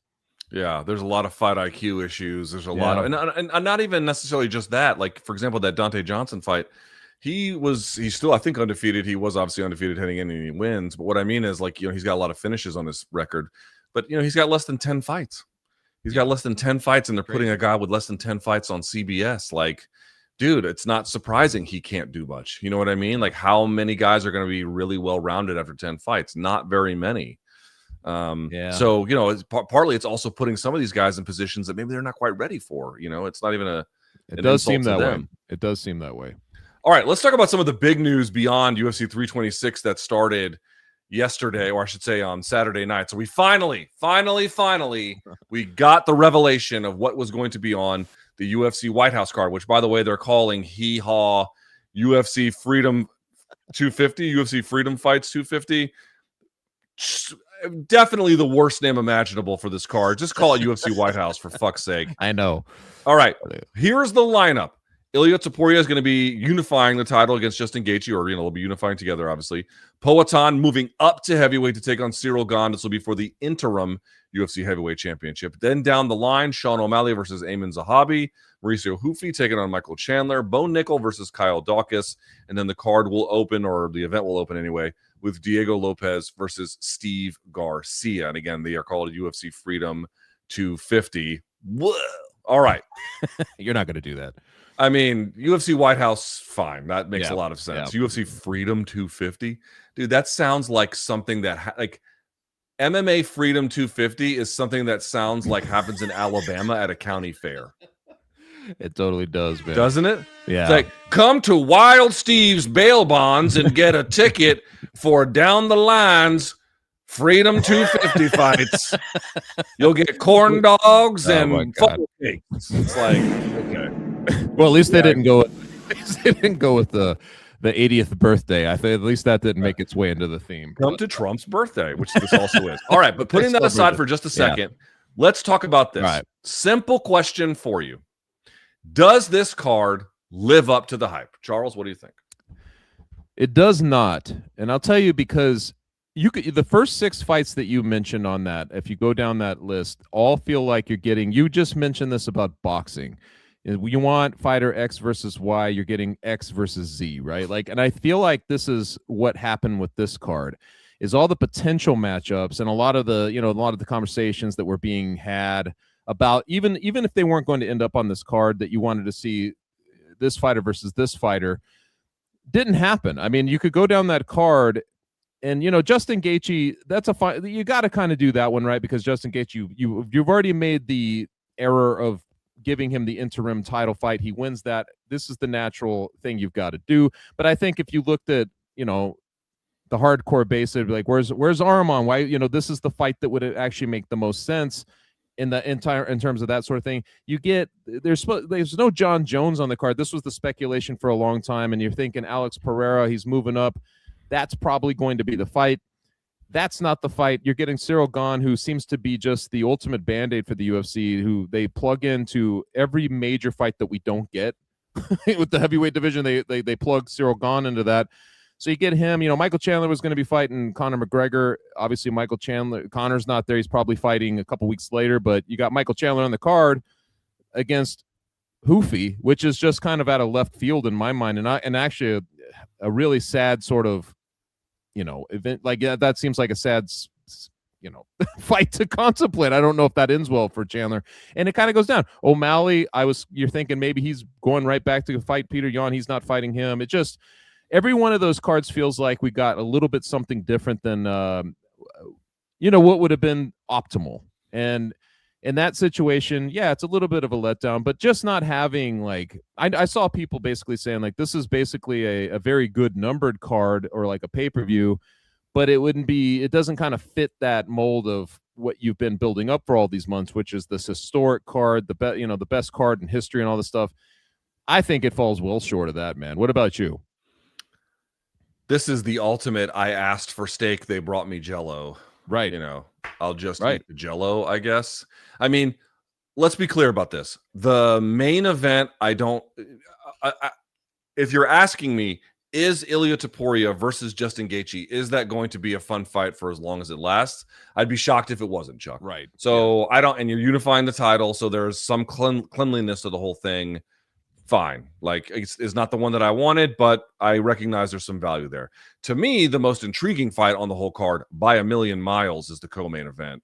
Poatan going up to heavyweight. Yes, it's for an interim title. Yes, it's against Cyril Gane. But honestly, Chuck, if you think about it, Poatan versus Gane, that's a fun-ass fight, dude. It is. Like, there's plenty of reason to think that fight is going to be a really, really good time. And, of course, there's history on the line with Poatan as well. Also, just should go to show, like, Islam, you could put in this conversation. He's not on this card, but Ilia Topuria, Islam Makhachev, Alex Pereira, these are the saviors of the UFC. Mm-hmm. Like, these are the guys that the UFC calls when they need to make sure that they've got some reliable fucking quality on their card. And so for me, while the main event is not what I would prefer, I recognize it'll be a lot of fun. And I actually legitimately do like that co-main event. But I think everything after that, I think people are lying to themselves if they say that it's good. First of all, Corey Sandhagen was campaigning to get the Sean O'Malley fight. You telling me that the Ayman Zahabi fight versus Sean O'Malley has the same kind of sizzle and excitement as this one? Like, no, if Ayman Zahabi has put himself in a position to get a good fight, and I don't deny that, but it does not have the same level of appeal. Bro, they're going to straight up execute Michael Chandler. Yeah, there's only 6 fights on there. It's like you think they'd be able to put together a couple of those that aren't left field. That one felt so left field to me. Same with the Diego Lopez one. But anyway, yes. What you're go ahead, Long Island. I want to just devil's advocate, guys. I feel like this card isn't that bad. Like, being realistic for a second, sure. Are there better fights? Yeah. Ilia versus Islam would have been a better fight. Yeah. Poatan versus John would have been a better fight. Ilia versus Arman would have been a better fight too. Sure, but that wouldn't have probably been the main event, just being realistic. At the same time, like, you had an interim champion at lightweight and you have the undisputed champion at lightweight. That is the inevitable next fight. As much as none of us want to see it, that makes the most sense. Then you got Poatan moving up. The champion can't go. He just had eye surgery. So you get the next guy who just... Yeah, I'm not complaining about that one. That one I like. That makes perfect sense.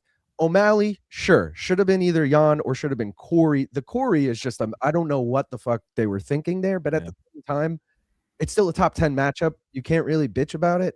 Yeah, I mean, you definitely can. You definitely can bitch about it. You can't come here on Monday, Long Island, and be like, oh, if people aren't fighting in a certain way, the BMF belt is a problem, and then be like, oh, this is a ranked fight.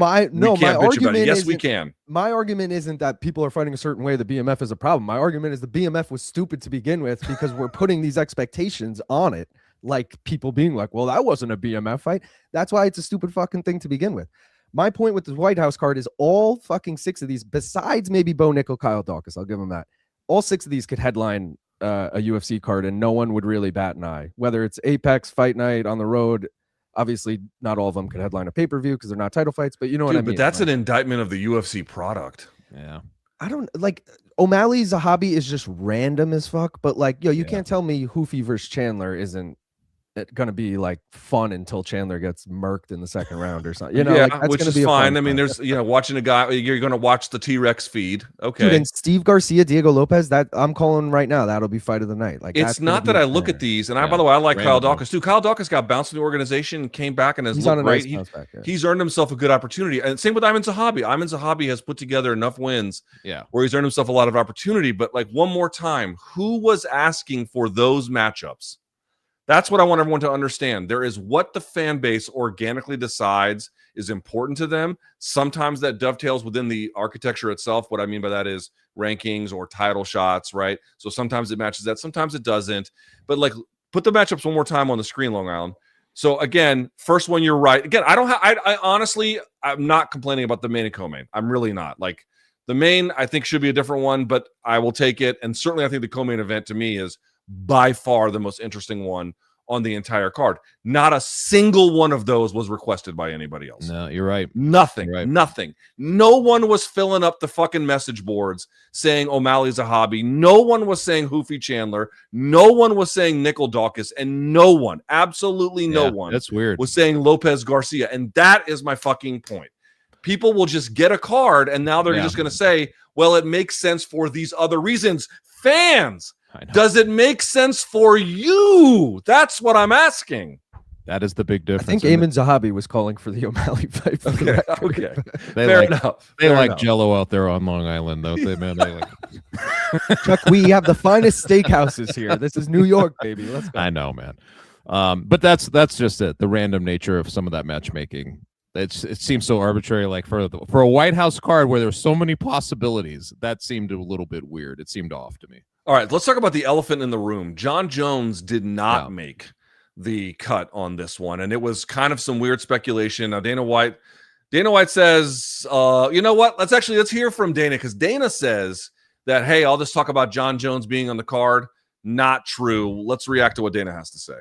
You don't want to say what fight fell out, which is fair enough, but there is obviously... Well, there's weird circumstances around it that we probably shouldn't talk about. Okay. There is speculation, of course, that it's John Jones. No, it's not.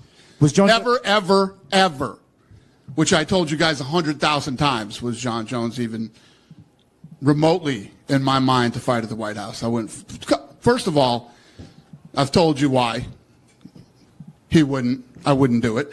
And number two, some guy with meta glasses on filmed him talking about his hips, that his hips are so bad. And I don't know if you guys saw that flag football game where he can barely run. John Jones he retired because of his hips. He's got arthritis in his hips. Apparently he's been, doctors say he should have hip replacement. So okay. Add that on top of all the other reasons that I wouldn't. The John Jones thing is bullshit. Okay. I'm not saying they weren't talking to John Jones and that John Jones wasn't interested in the fight. And what was even crazier is John Jones came out and was like, I'm in negotiations right now for the White House fight, after I had already sent a text to his lawyer saying, never going to happen ever. Is it fair to say then John Jones is retired and this is the end of his time? Yes. Okay. Your reaction, Chuck? Well, I mean, on fairly good authority, I know that they were at least negotiating, right? Like, we both know Ariel. You still work with him. Yes. Like when Ariel said, you Right. Chuck. This is the thing. It's like, some people love Ariel, some people don't. Forget it. If he is out there in the media saying it's what he's hearing, I am telling you, he is hearing it from an authoritative source. Yeah. So, I mean, just knowing that, you have to take with a grain of salt what Dana's saying, right? Like you're saying, Dana's saying something else. I don't know why he's kind of taking the stack. I do think that it was a glaring omission in my mind. You have a guy who, and I know I've heard about this arthritic hip and everything that's going on, but John Jones was actively lobbying, and I mean to the point where it's almost unbecoming, right? Like where he's kind of almost begging on these platforms, Dana, let me be on the show. And I think there was a like when you're mentioning the fans kind of want, if you're gonna have a splash, as much you could hate John Jones at this point, you can love him, whatever the case is, he's still John Jones. Putting him on this card felt like a no-brainer to me. The fact that they didn't get it and then to have that reaction, it just seems out of lockstep with the perception. It's just, the old UFC, I don't feel like really operated this way, and I'm talking about the Fertitta run. UFC, it felt like what the fans kind of wanted is what they really zeroed in on.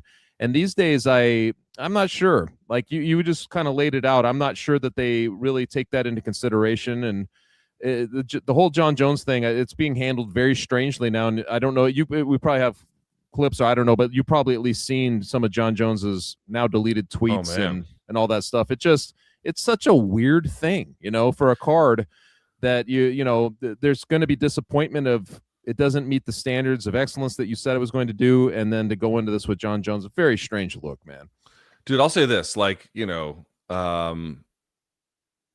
John Jones being upset that the sport didn't do him one last favor, to me is extremely funny, and I agree with this. You Yes. know, it's like, buddy, you know, you've had 9 lives in this sport, and you know the fact that you were even in consideration for this. He's he leads the league in entitlement. I will say that he's always it's has, insane. like, It's completely insane. It's completely Yeah. insane.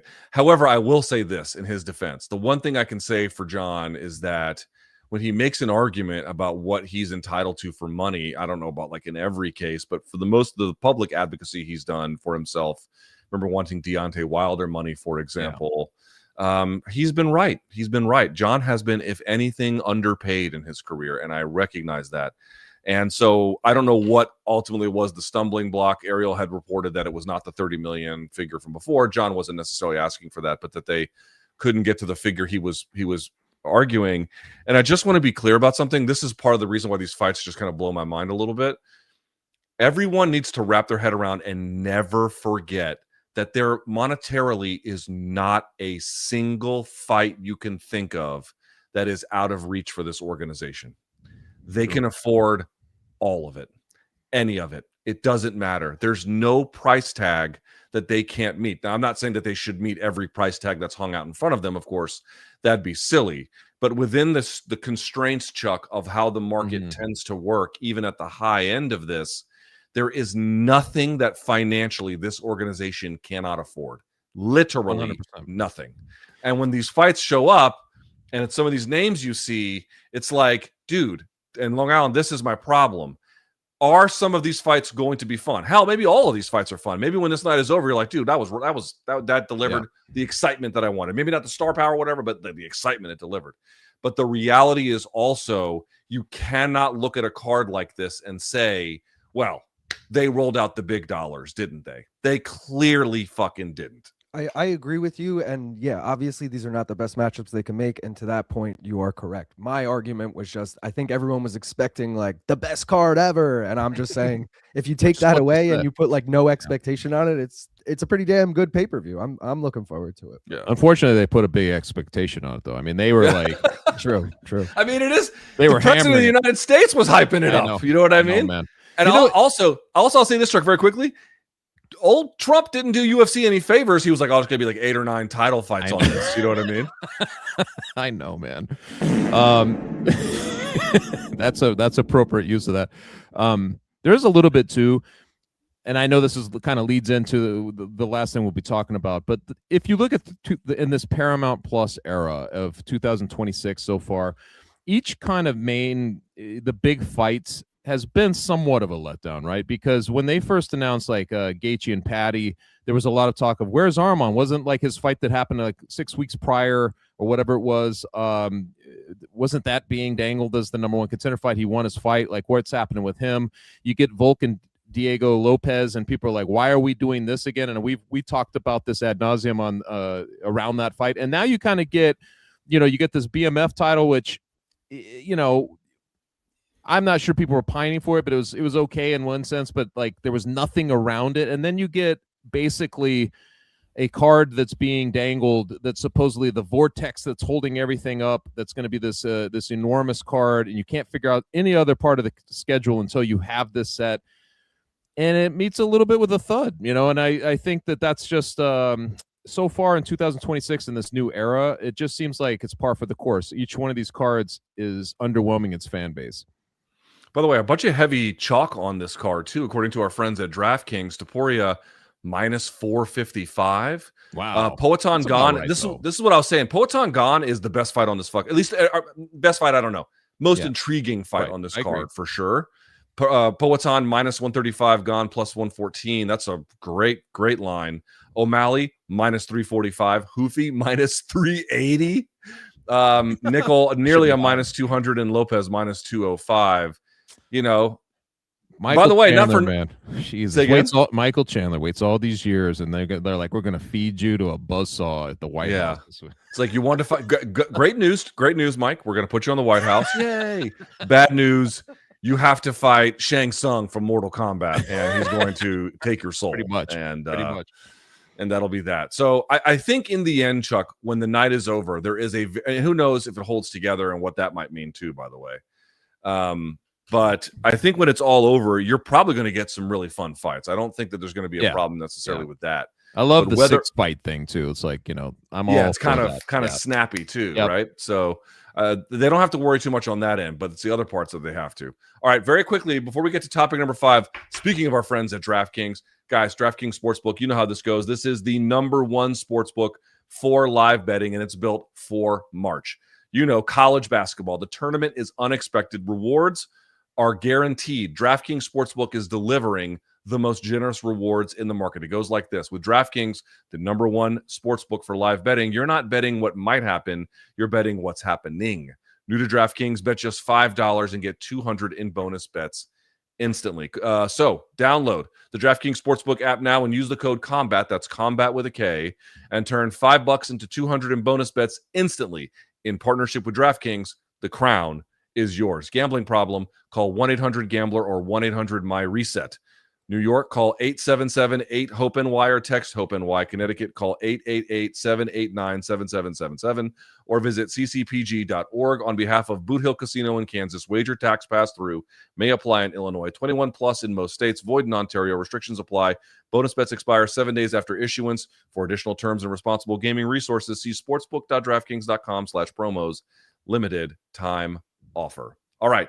Topic number 5 here. And Chuck, we could have talked about Jai Opetaia at Zuffa Boxing, but I didn't really care. So we're going to talk about something a little bit different, which is I have never seen, since the Ultimate Fighter boom, maybe, I don't know if I've ever seen the fan base this disaffected. We're not even 3 months into the Paramount deal, and the disappointment, the disaffection, whatever you would like to call it, to me is the highest I've seen it in a very long time, maybe even as much since the launch of The Ultimate Fighter, to be perfectly honest with you. There are questions not merely about the costs of being a fan, not so much now that they've removed the paywalls for pay-per-views, but in terms of just attending and what that can end up being.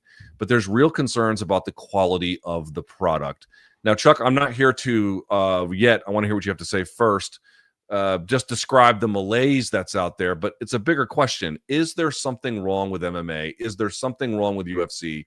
And do you sense that there is a malaise or disaffection with the fan base that feels especially heightened right now? I do sense that, and I think a lot of people are pretty vocal about it. You see it quite a bit, and not just from, I have plenty of people who are hardcore fans or like media. You'll hear about some burnout issues, but it's also coming from people who are just enthusiastic about it, who are influencer types or whatever. Like they just have, they've commented, right? Like you see a lot of comments these days about the product just not being the same.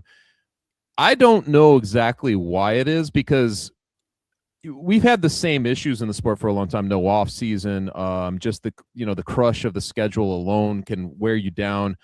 But it does seem like it's turned a strange corner in this new era, and sometimes it becomes more glaring when you get like under like maybe something like a new broadcasting partner. I worried a little bit when you remove the price point of like you remove a pay-per-view model.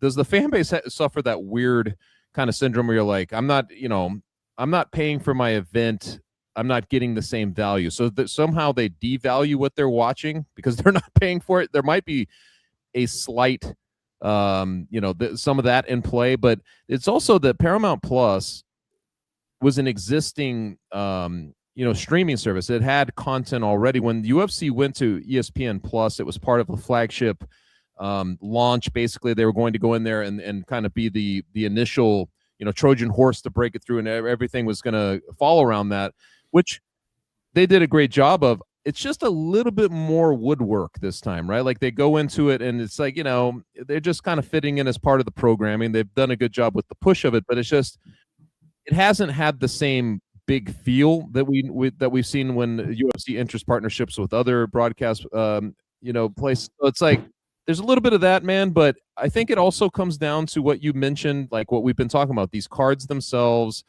these prelims that we're just constantly like, wow, that was pretty bad. There's probably a lot of people on roster at this point that shouldn't be on the UFC roster. You know what I mean? Like, I think you're watching a lot of bad MMA, and that used to be kind of more relegated to the other leagues. That wasn't the UFC. And unfortunately, I think the UFC is kind of dealing with that now. Long Island, where are you on this question as somebody who watches an enormous amount of MMA? I don't know if I'm the right person to ask about this. I mean, No, every I love it. There's, I'm not looking for consensus. I'm looking for your answer. I'm saying, all right, clearly since like the Fox era, even the ESPN. No, I'll say since the Fox era, there's been a clear drop off of just quality of cards in general. Like we used to get, you look back at some of these cards and like, sure, you don't know these guys are going to pan out to be champions, but you look back at some like old fight nights and you're like, damn, they had Shevchenko on the curtain jerker, you know, like it's crazy to look back at.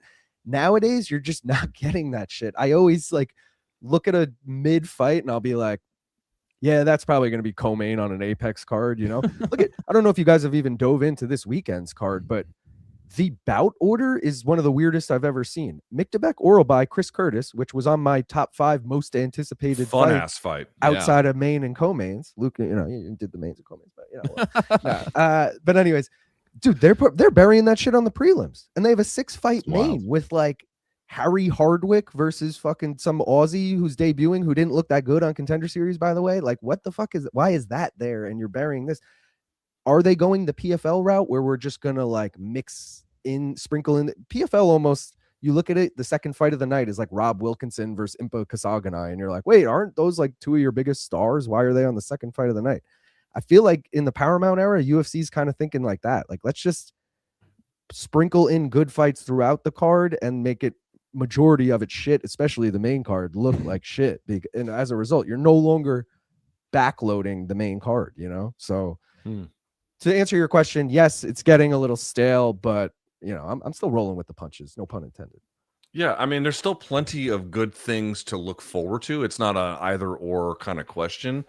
It's just for me, Chuck, you know, I'm old and jaded all the time. It's not new for me to feel this way, but it is new for me to see it so ubiquitously on my timeline, or, you know, folks talking to me about it, or just some kind of way of interfacing it with the fans, and then hearing, you know, criticisms that I didn't used to hear. I used to get resistance. I'd be like, oh, I got some problems with the product, and be like, nah, it's great. And now I don't face that kind of resistance. Now there's a lot more people being willing to kind of accept it. And part of it's unfair, right? Because part of it is coming off the heels of this Oliveira and Holloway fight, which was not up to the keeping of the branding, but was not an objectively bad fight by any stretch. It just didn't, you know, it didn't live up to the branding. But I think for me, the one thing I'm going to leave everyone with here on this question is, you know, I just see all of these like Wall Street types talking about like, oh, the value of getting in on TKO. And they talk about, you know, what the various aspects of the business that gives them some confidence for its future. And I don't even necessarily think that what they are talking about is wrong, but there's 2 problems with it in the sense of what we're talking about.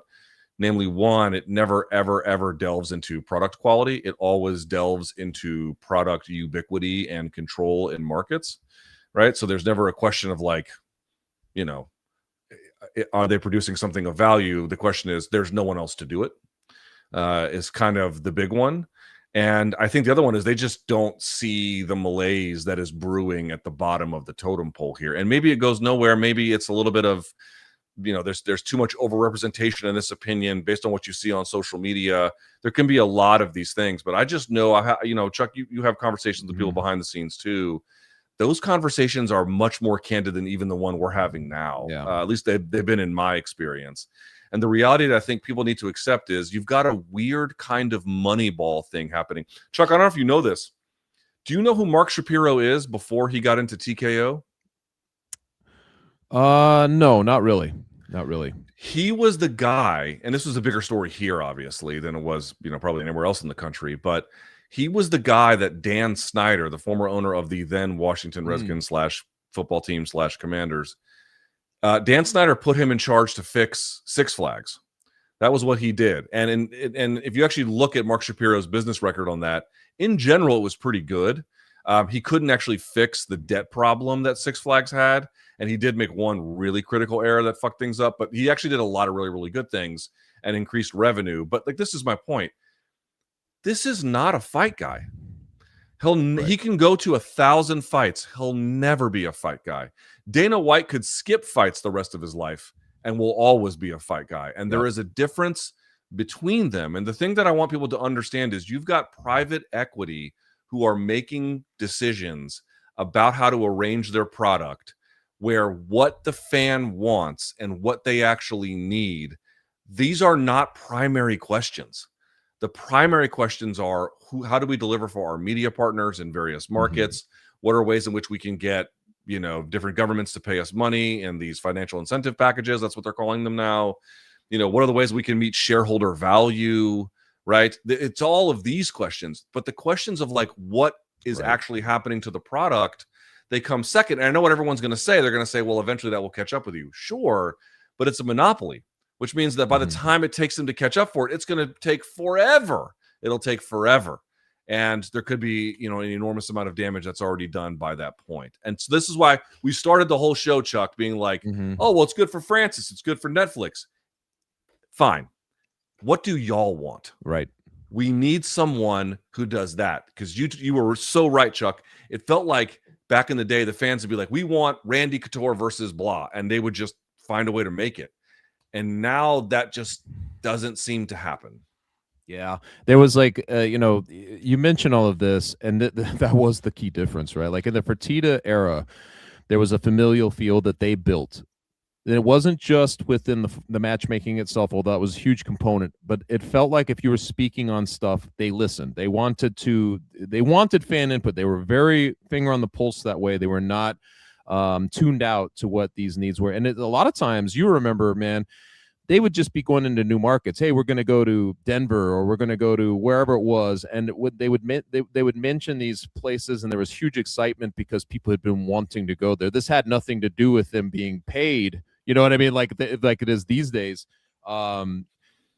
It had less to do with that than just meeting the demand of what people wanted. And I feel like that's how they built their hardcore base and just this passion for the sport up. But it started to the UFC benefited, I think, from the pandemic in the end, because obviously they were able to keep rolling fights. This may have started way earlier, is what I was going to say. It may have started way earlier because once the sale of the UFC put it in different hands, like you said, the people sometimes making decisions these days don't consider the fan elements of it. It probably shows up earlier, but the pandemic actually turned a lot of new fans onto the sport because it was going. The gambling era kind of coincides within that, like where it's like legalized gambling in a lot of states, brought a lot of more eyeballs onto it. So I think it was able to kind of grow in spite of these things, but now you're getting to the point where maybe some of this starts to catch up. And I mean, honestly, the thing that we're seeing when we're talking about like talking to fellow fans, or you're like talking to media, is that they just don't feel listened to, man. Like that's what it comes down to. The thing that they wanted most to see in the sport that felt within the grasp of the UFC to get, they're no longer doing. And I think that's like that's tough to take when it becomes just a pattern where it's just, okay, now we're settling for whatever plan A, or what with plan A in the fan base's mind becomes plan B and then plan C, and we're accepting it again and again. And that is the problem. I remember when Dana would be like, hey, we're our blueprint is the opposite of what boxing does. And he would talk about how you never got the fights you wanted, and every guy would dance around the other guy. And it's like, yeah, Justin Gaethje's only fighting on this White House lawn because they just gerrymandered it in. Like there's no reason that should be happening at all. You know what I mean? Yeah. So it's a pretty clear example of that. All right. With that out of the way, those are our top 5 topics. It's now time for you guys to ask us questions. It's time for DMs from Donks.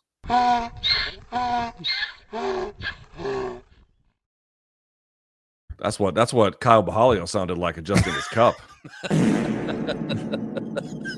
All right. Question number 1. Let's go here. From Eric Bolden. How would you describe the start to the Paramount era so far compared? Ooh, So okay. Different question. Compared to the start on Spike, compared to the start on Fox, and compared to the start on ESPN. Is this the most unimaginative era of all time thus far in terms of matchmaking? So, Chuck, when they started out on Fox and everything else, what kind of vibe did you get?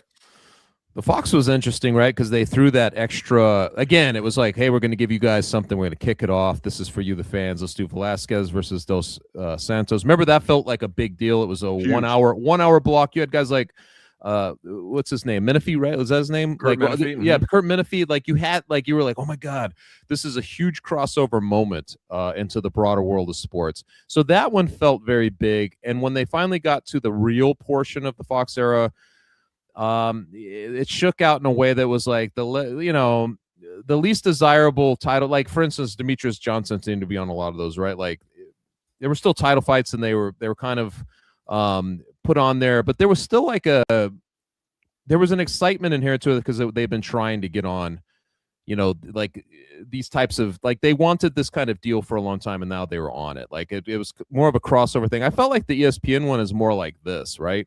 The only difference was that ESPN, they were launching their ESPN Plus, and so it felt like it was more about that than anything else. But like the matchmaking itself, Luke, you tell me if I'm wrong. I felt like it was similar. I didn't really feel like they were doing anything extraordinary for the beginning or even through the ESPN era. Like, I felt like they were just kind of going about business as usual at that point. Well, and also remember, the first card was the TJ Dillashaw and Henry Cejudo card, where TJ eventually would pop later. Exactly. So also they had some complications at the beginning. Greg Hardy of in the co-main event. I was just going to say the co-main event was Alan Crowder and Greg Hardy. I think it's safe to say the matchmaking was still pretty terrible. Right, and Ostovich was on that card too, like on the main card, and that was a whole thing. It was like a weird thing, man. It was like bizarre too. So a lot of what they've been dealing with, it extends back to the ESPN era. Yeah, the thing that people I've seen people complain, oh, it's the Paramount era. It's really not. Now, maybe the taking off of pay-per-view will change and has changed some of the calculus, but to the point you raised, Chuck, these forces have been in motion for some time.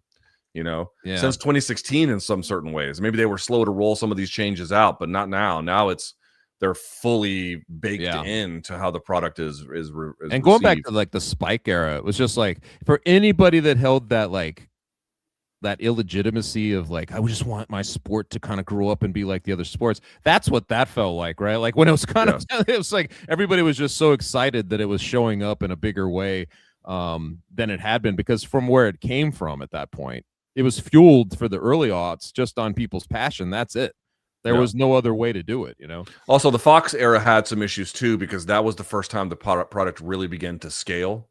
Yeah. They really began to do like a bunch of fight nights and a bunch of extra stuff. That's when the product grew and grew and grew.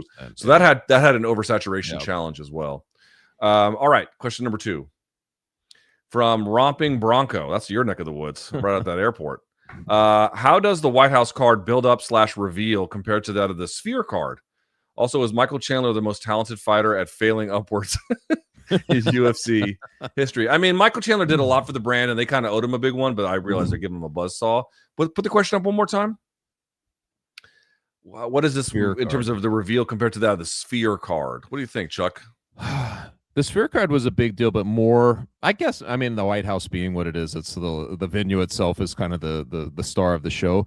The Sphere was that, but I don't think that we were expecting, because this was also a Riyadh season, also a Mexican independence day. Like, there was a weird concoction of ideas going into this card.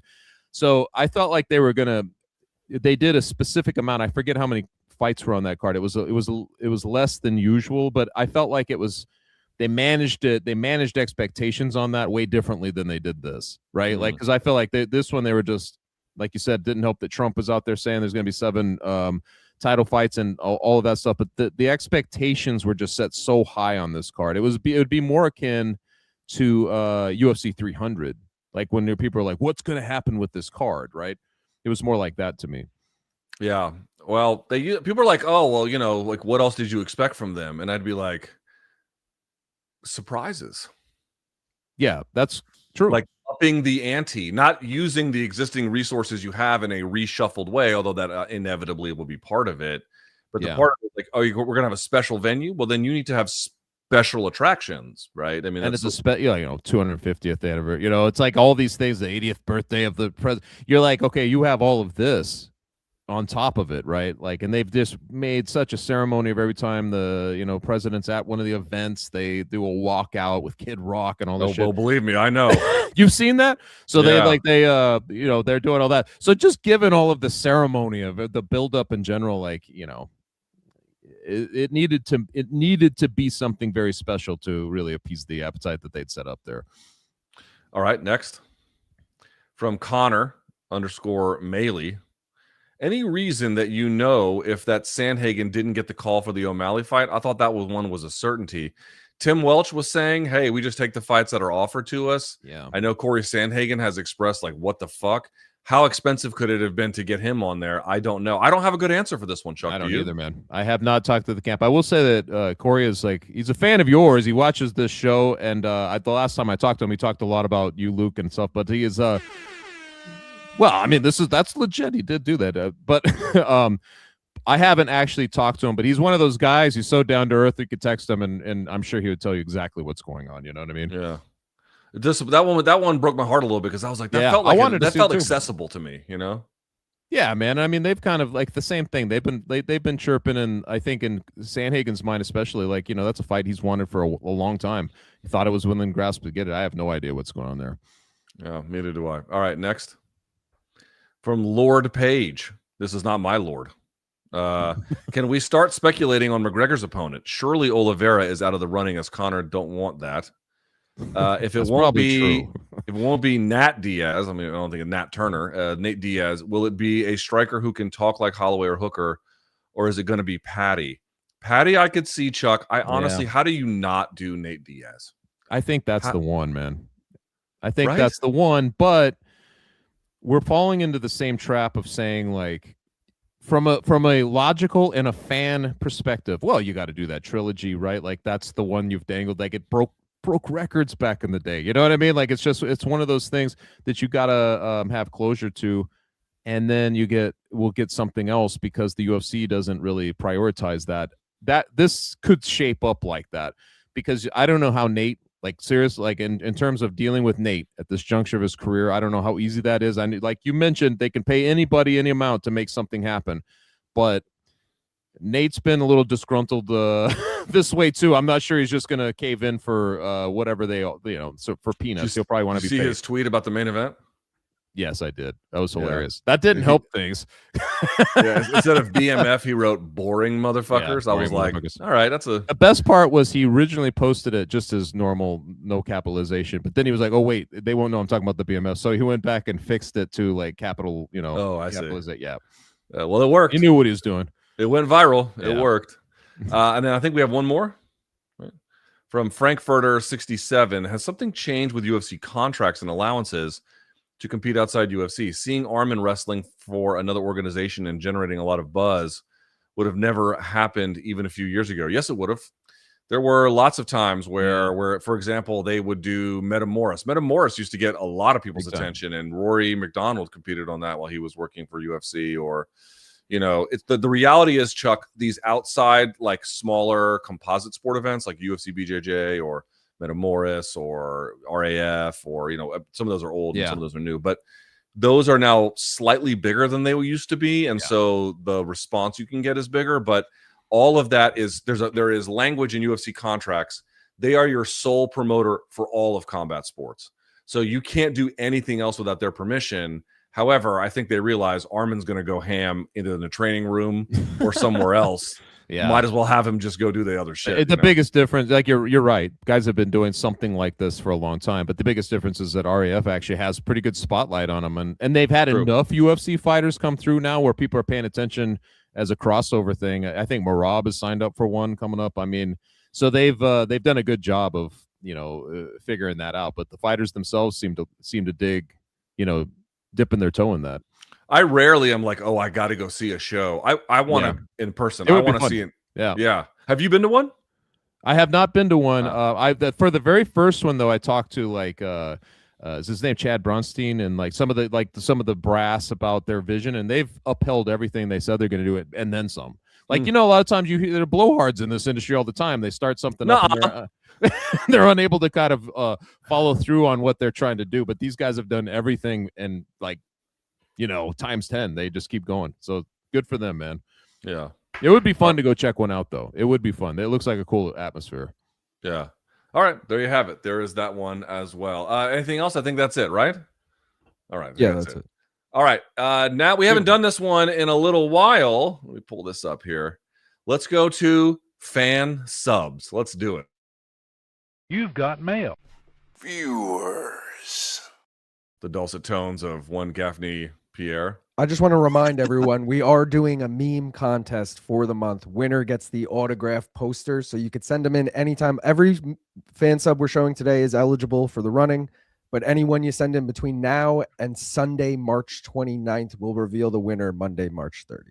You get a free signed poster, morningcombat@gmail.com. Morningcombat@gmail.com is going to be the place to get those in. All right, let's go number one. This is from John McClain.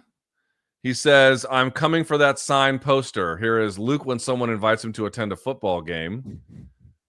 I don't get it. Just like you're not interested, I guess. Not interested. Oh, you mean like an NFL game? Yeah, NFL. He's talking Yeah, about. yeah. Come on. I This mean, is America, Luke. Yeah, I mean, I'd rather just die than go to an NFL game. All right. There's 3 photos. Hate Burt Kreischer, hate Cake Lady. Decisions. Yes. This is indeed a very difficult choice. This is good. I like this one better. And then last but not least, BC from CBS watching an episode of MK. True. No, dude, he texts me. He still watches the show. He loves it. Yeah. I'm sure. I mean, I can't speak for him, but I'm pretty sure like he can't wait to come back and guest host. Like, don't worry. He's still all aboard with it. That's pretty funny. All right. It says 2 videos though. Long Island Luke, 5 minutes before going live on MK. Oh, hell yes. This is completely inaccurate because I don't own a van. Everything else, though, true to life. All right, that's good. All right, I like that one. Oh, and then wait, you got to read the message for the next one before. Oh, the second one. Long Island Luke, you did an awesome job co-hosting. Here's my favorite segment of the show. Is this AI? Yeah, no, Luke, I just passed you a joint virtually. Well, I'm like, what the fuck is this? Yeah, my face gets super weird when I turn. Like that looks nothing like me. It's fucking weird as hell. Luke's face morphs a little bit there too. Yeah. Mine's. You know what? AI on occasion. I mean, I'm glad that some trees in the rainforest had to die for that video, but that was pretty good. All right, we got a couple of memes here from Tanner B. Hey, Luke, if you're going to be nixing a couple of tats and aren't quite sure what you even like these days, why not slap something on your body that you're truly passionate about? Something that when you experience it, it makes you go, holy fuck, who are the geniuses who put this all together?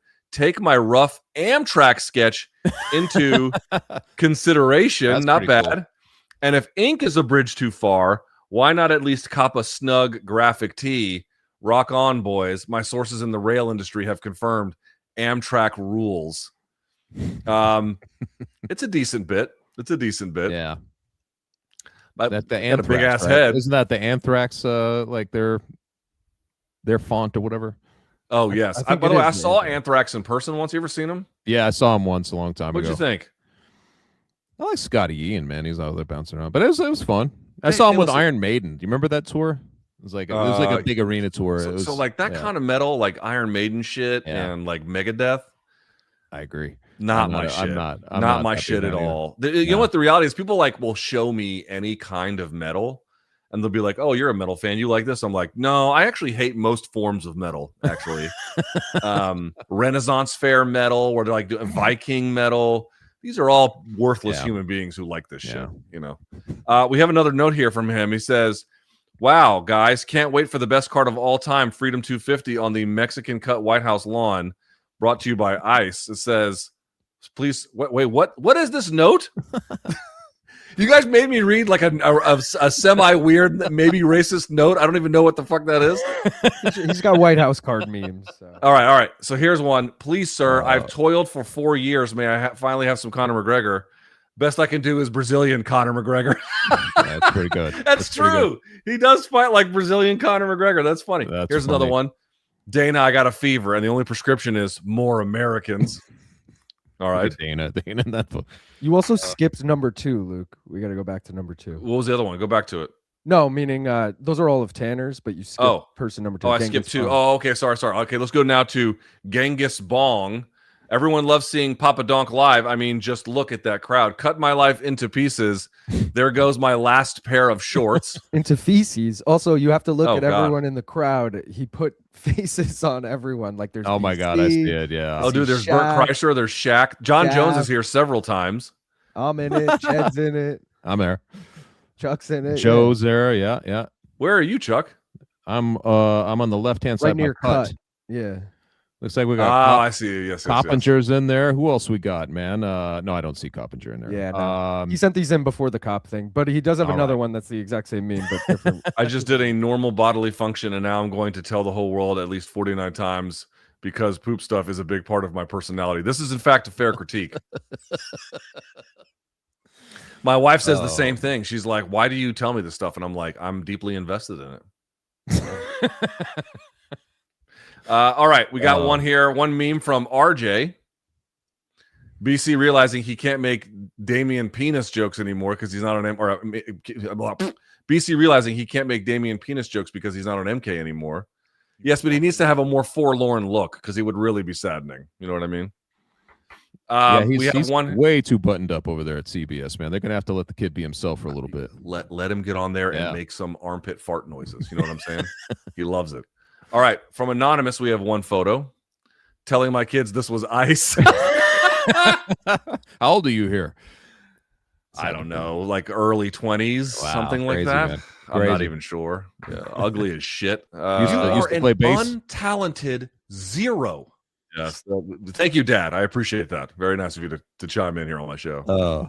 And then last but not least, we got a photo from Ian. He says, shout out to MK from day one of the March sumo tournament held in Osaka, Japan. That's cool, man. To rep my city with the excellent new merch. Really enjoying the new era of MK. Look at Ian here in freaking Osaka. Dude, this is how cool that is. Sumo in Japan. What's that? Isn't this the dream to go watch sumo in Japan? I would love to do that. Yeah. Cool. Have you been to Japan? I've never even been to Japan. No. I will say that during the Pride heyday and then even during Dream and Sengoku, to not have been able to go watch a show there, to me, feels like a really missed opportunity. Especially now. Like at first I was like, whatever. But like as time has gone on, now that 20 years has passed, I'm like, I really wish I could have done that once. I mean, don't get me wrong. I would still go and see Dream. But, dude, Pride was filling up much bigger arenas for much bigger shows. Dude, Pride did shows in the fucking Tokyo Dome. I know, dude. You know, like, it's a different level. You know what I'm saying? Is that out? That's all the fan subs? That's all of them. They were pretty good. They were very, very good. All right. Thank you guys so much for sending those in. By the way, morningcombat@gmail.com, morningcombat@gmail.com. That'll be for fan subs to reach the show. Dead wrongs, which we're still doing as well. We did those last Friday. And by the way, if Chuck got something wrong, which is not often, but it does happen, you can light his ass on fire there as well. Say again? It's more often than you think, Luke. I mean, you're always right in my heart. Yeah. All right. Let's see. We got the merch, morningcombat.shop, morningcombat.shop for all of the different merch that's available. And I didn't mention it, but for the fan subs, of course, the signed free poster will go in there as well. But it's all part of March. By the way, these designs are only available until March 31st at 11:59 p.m. And this, of course, is the Basher/Trasher/ T-shirt hoodie March exclusive from our friend, I should say, at Average Joe Art. A lot to do there on today's show. We really appreciate everyone coming through and checking out all the stuff that we have for them. Back on Friday, Danny Segura in studio, well, not in studio, but I'm saying in this chair to get you ready for Friday's Kevin Vallejos and Josh Emmett fight, Chuck. Yeah. What do you got going on this week for content? Well, we have the new pound for pound rankings, which I don't think really have a big shakeup over at Uncrowned for MMA, but we got that running today. I'll have a column later in the week, and I'll be with PT on Friday on the Crack as usual. There you have it. Long Island, what you got going on? I'll have a bet breakdown out tomorrow. Prop quiz Friday. Bane and Bond. Finally, we'll see who makes it to the final against. If you haven't seen the episode, I won't spoil it. Chuck, skip that. Yeah. But anyways, and then I'll be full card watch along Saturday for UFC Vegas 114. Everyone's most hyped, anticipated card of the year. So I'll be there. I had Mashu on the ropes. Last time I was on Pop Quiz, I had him on the ropes, and then I let him off, man. You got to step on their neck, Chuck. You know what I'm saying? Yeah. All right. Appreciate everyone tuning in today. Thank you guys so much. Thanks for everyone who sent in fan subs and everything else. We really appreciate all of you guys. We're out of here. So we'll see you on Friday. For Chuck, for Long Island Luke, I'm Luke Thomas. See you guys next time. And until then, may all of your gains be loyal.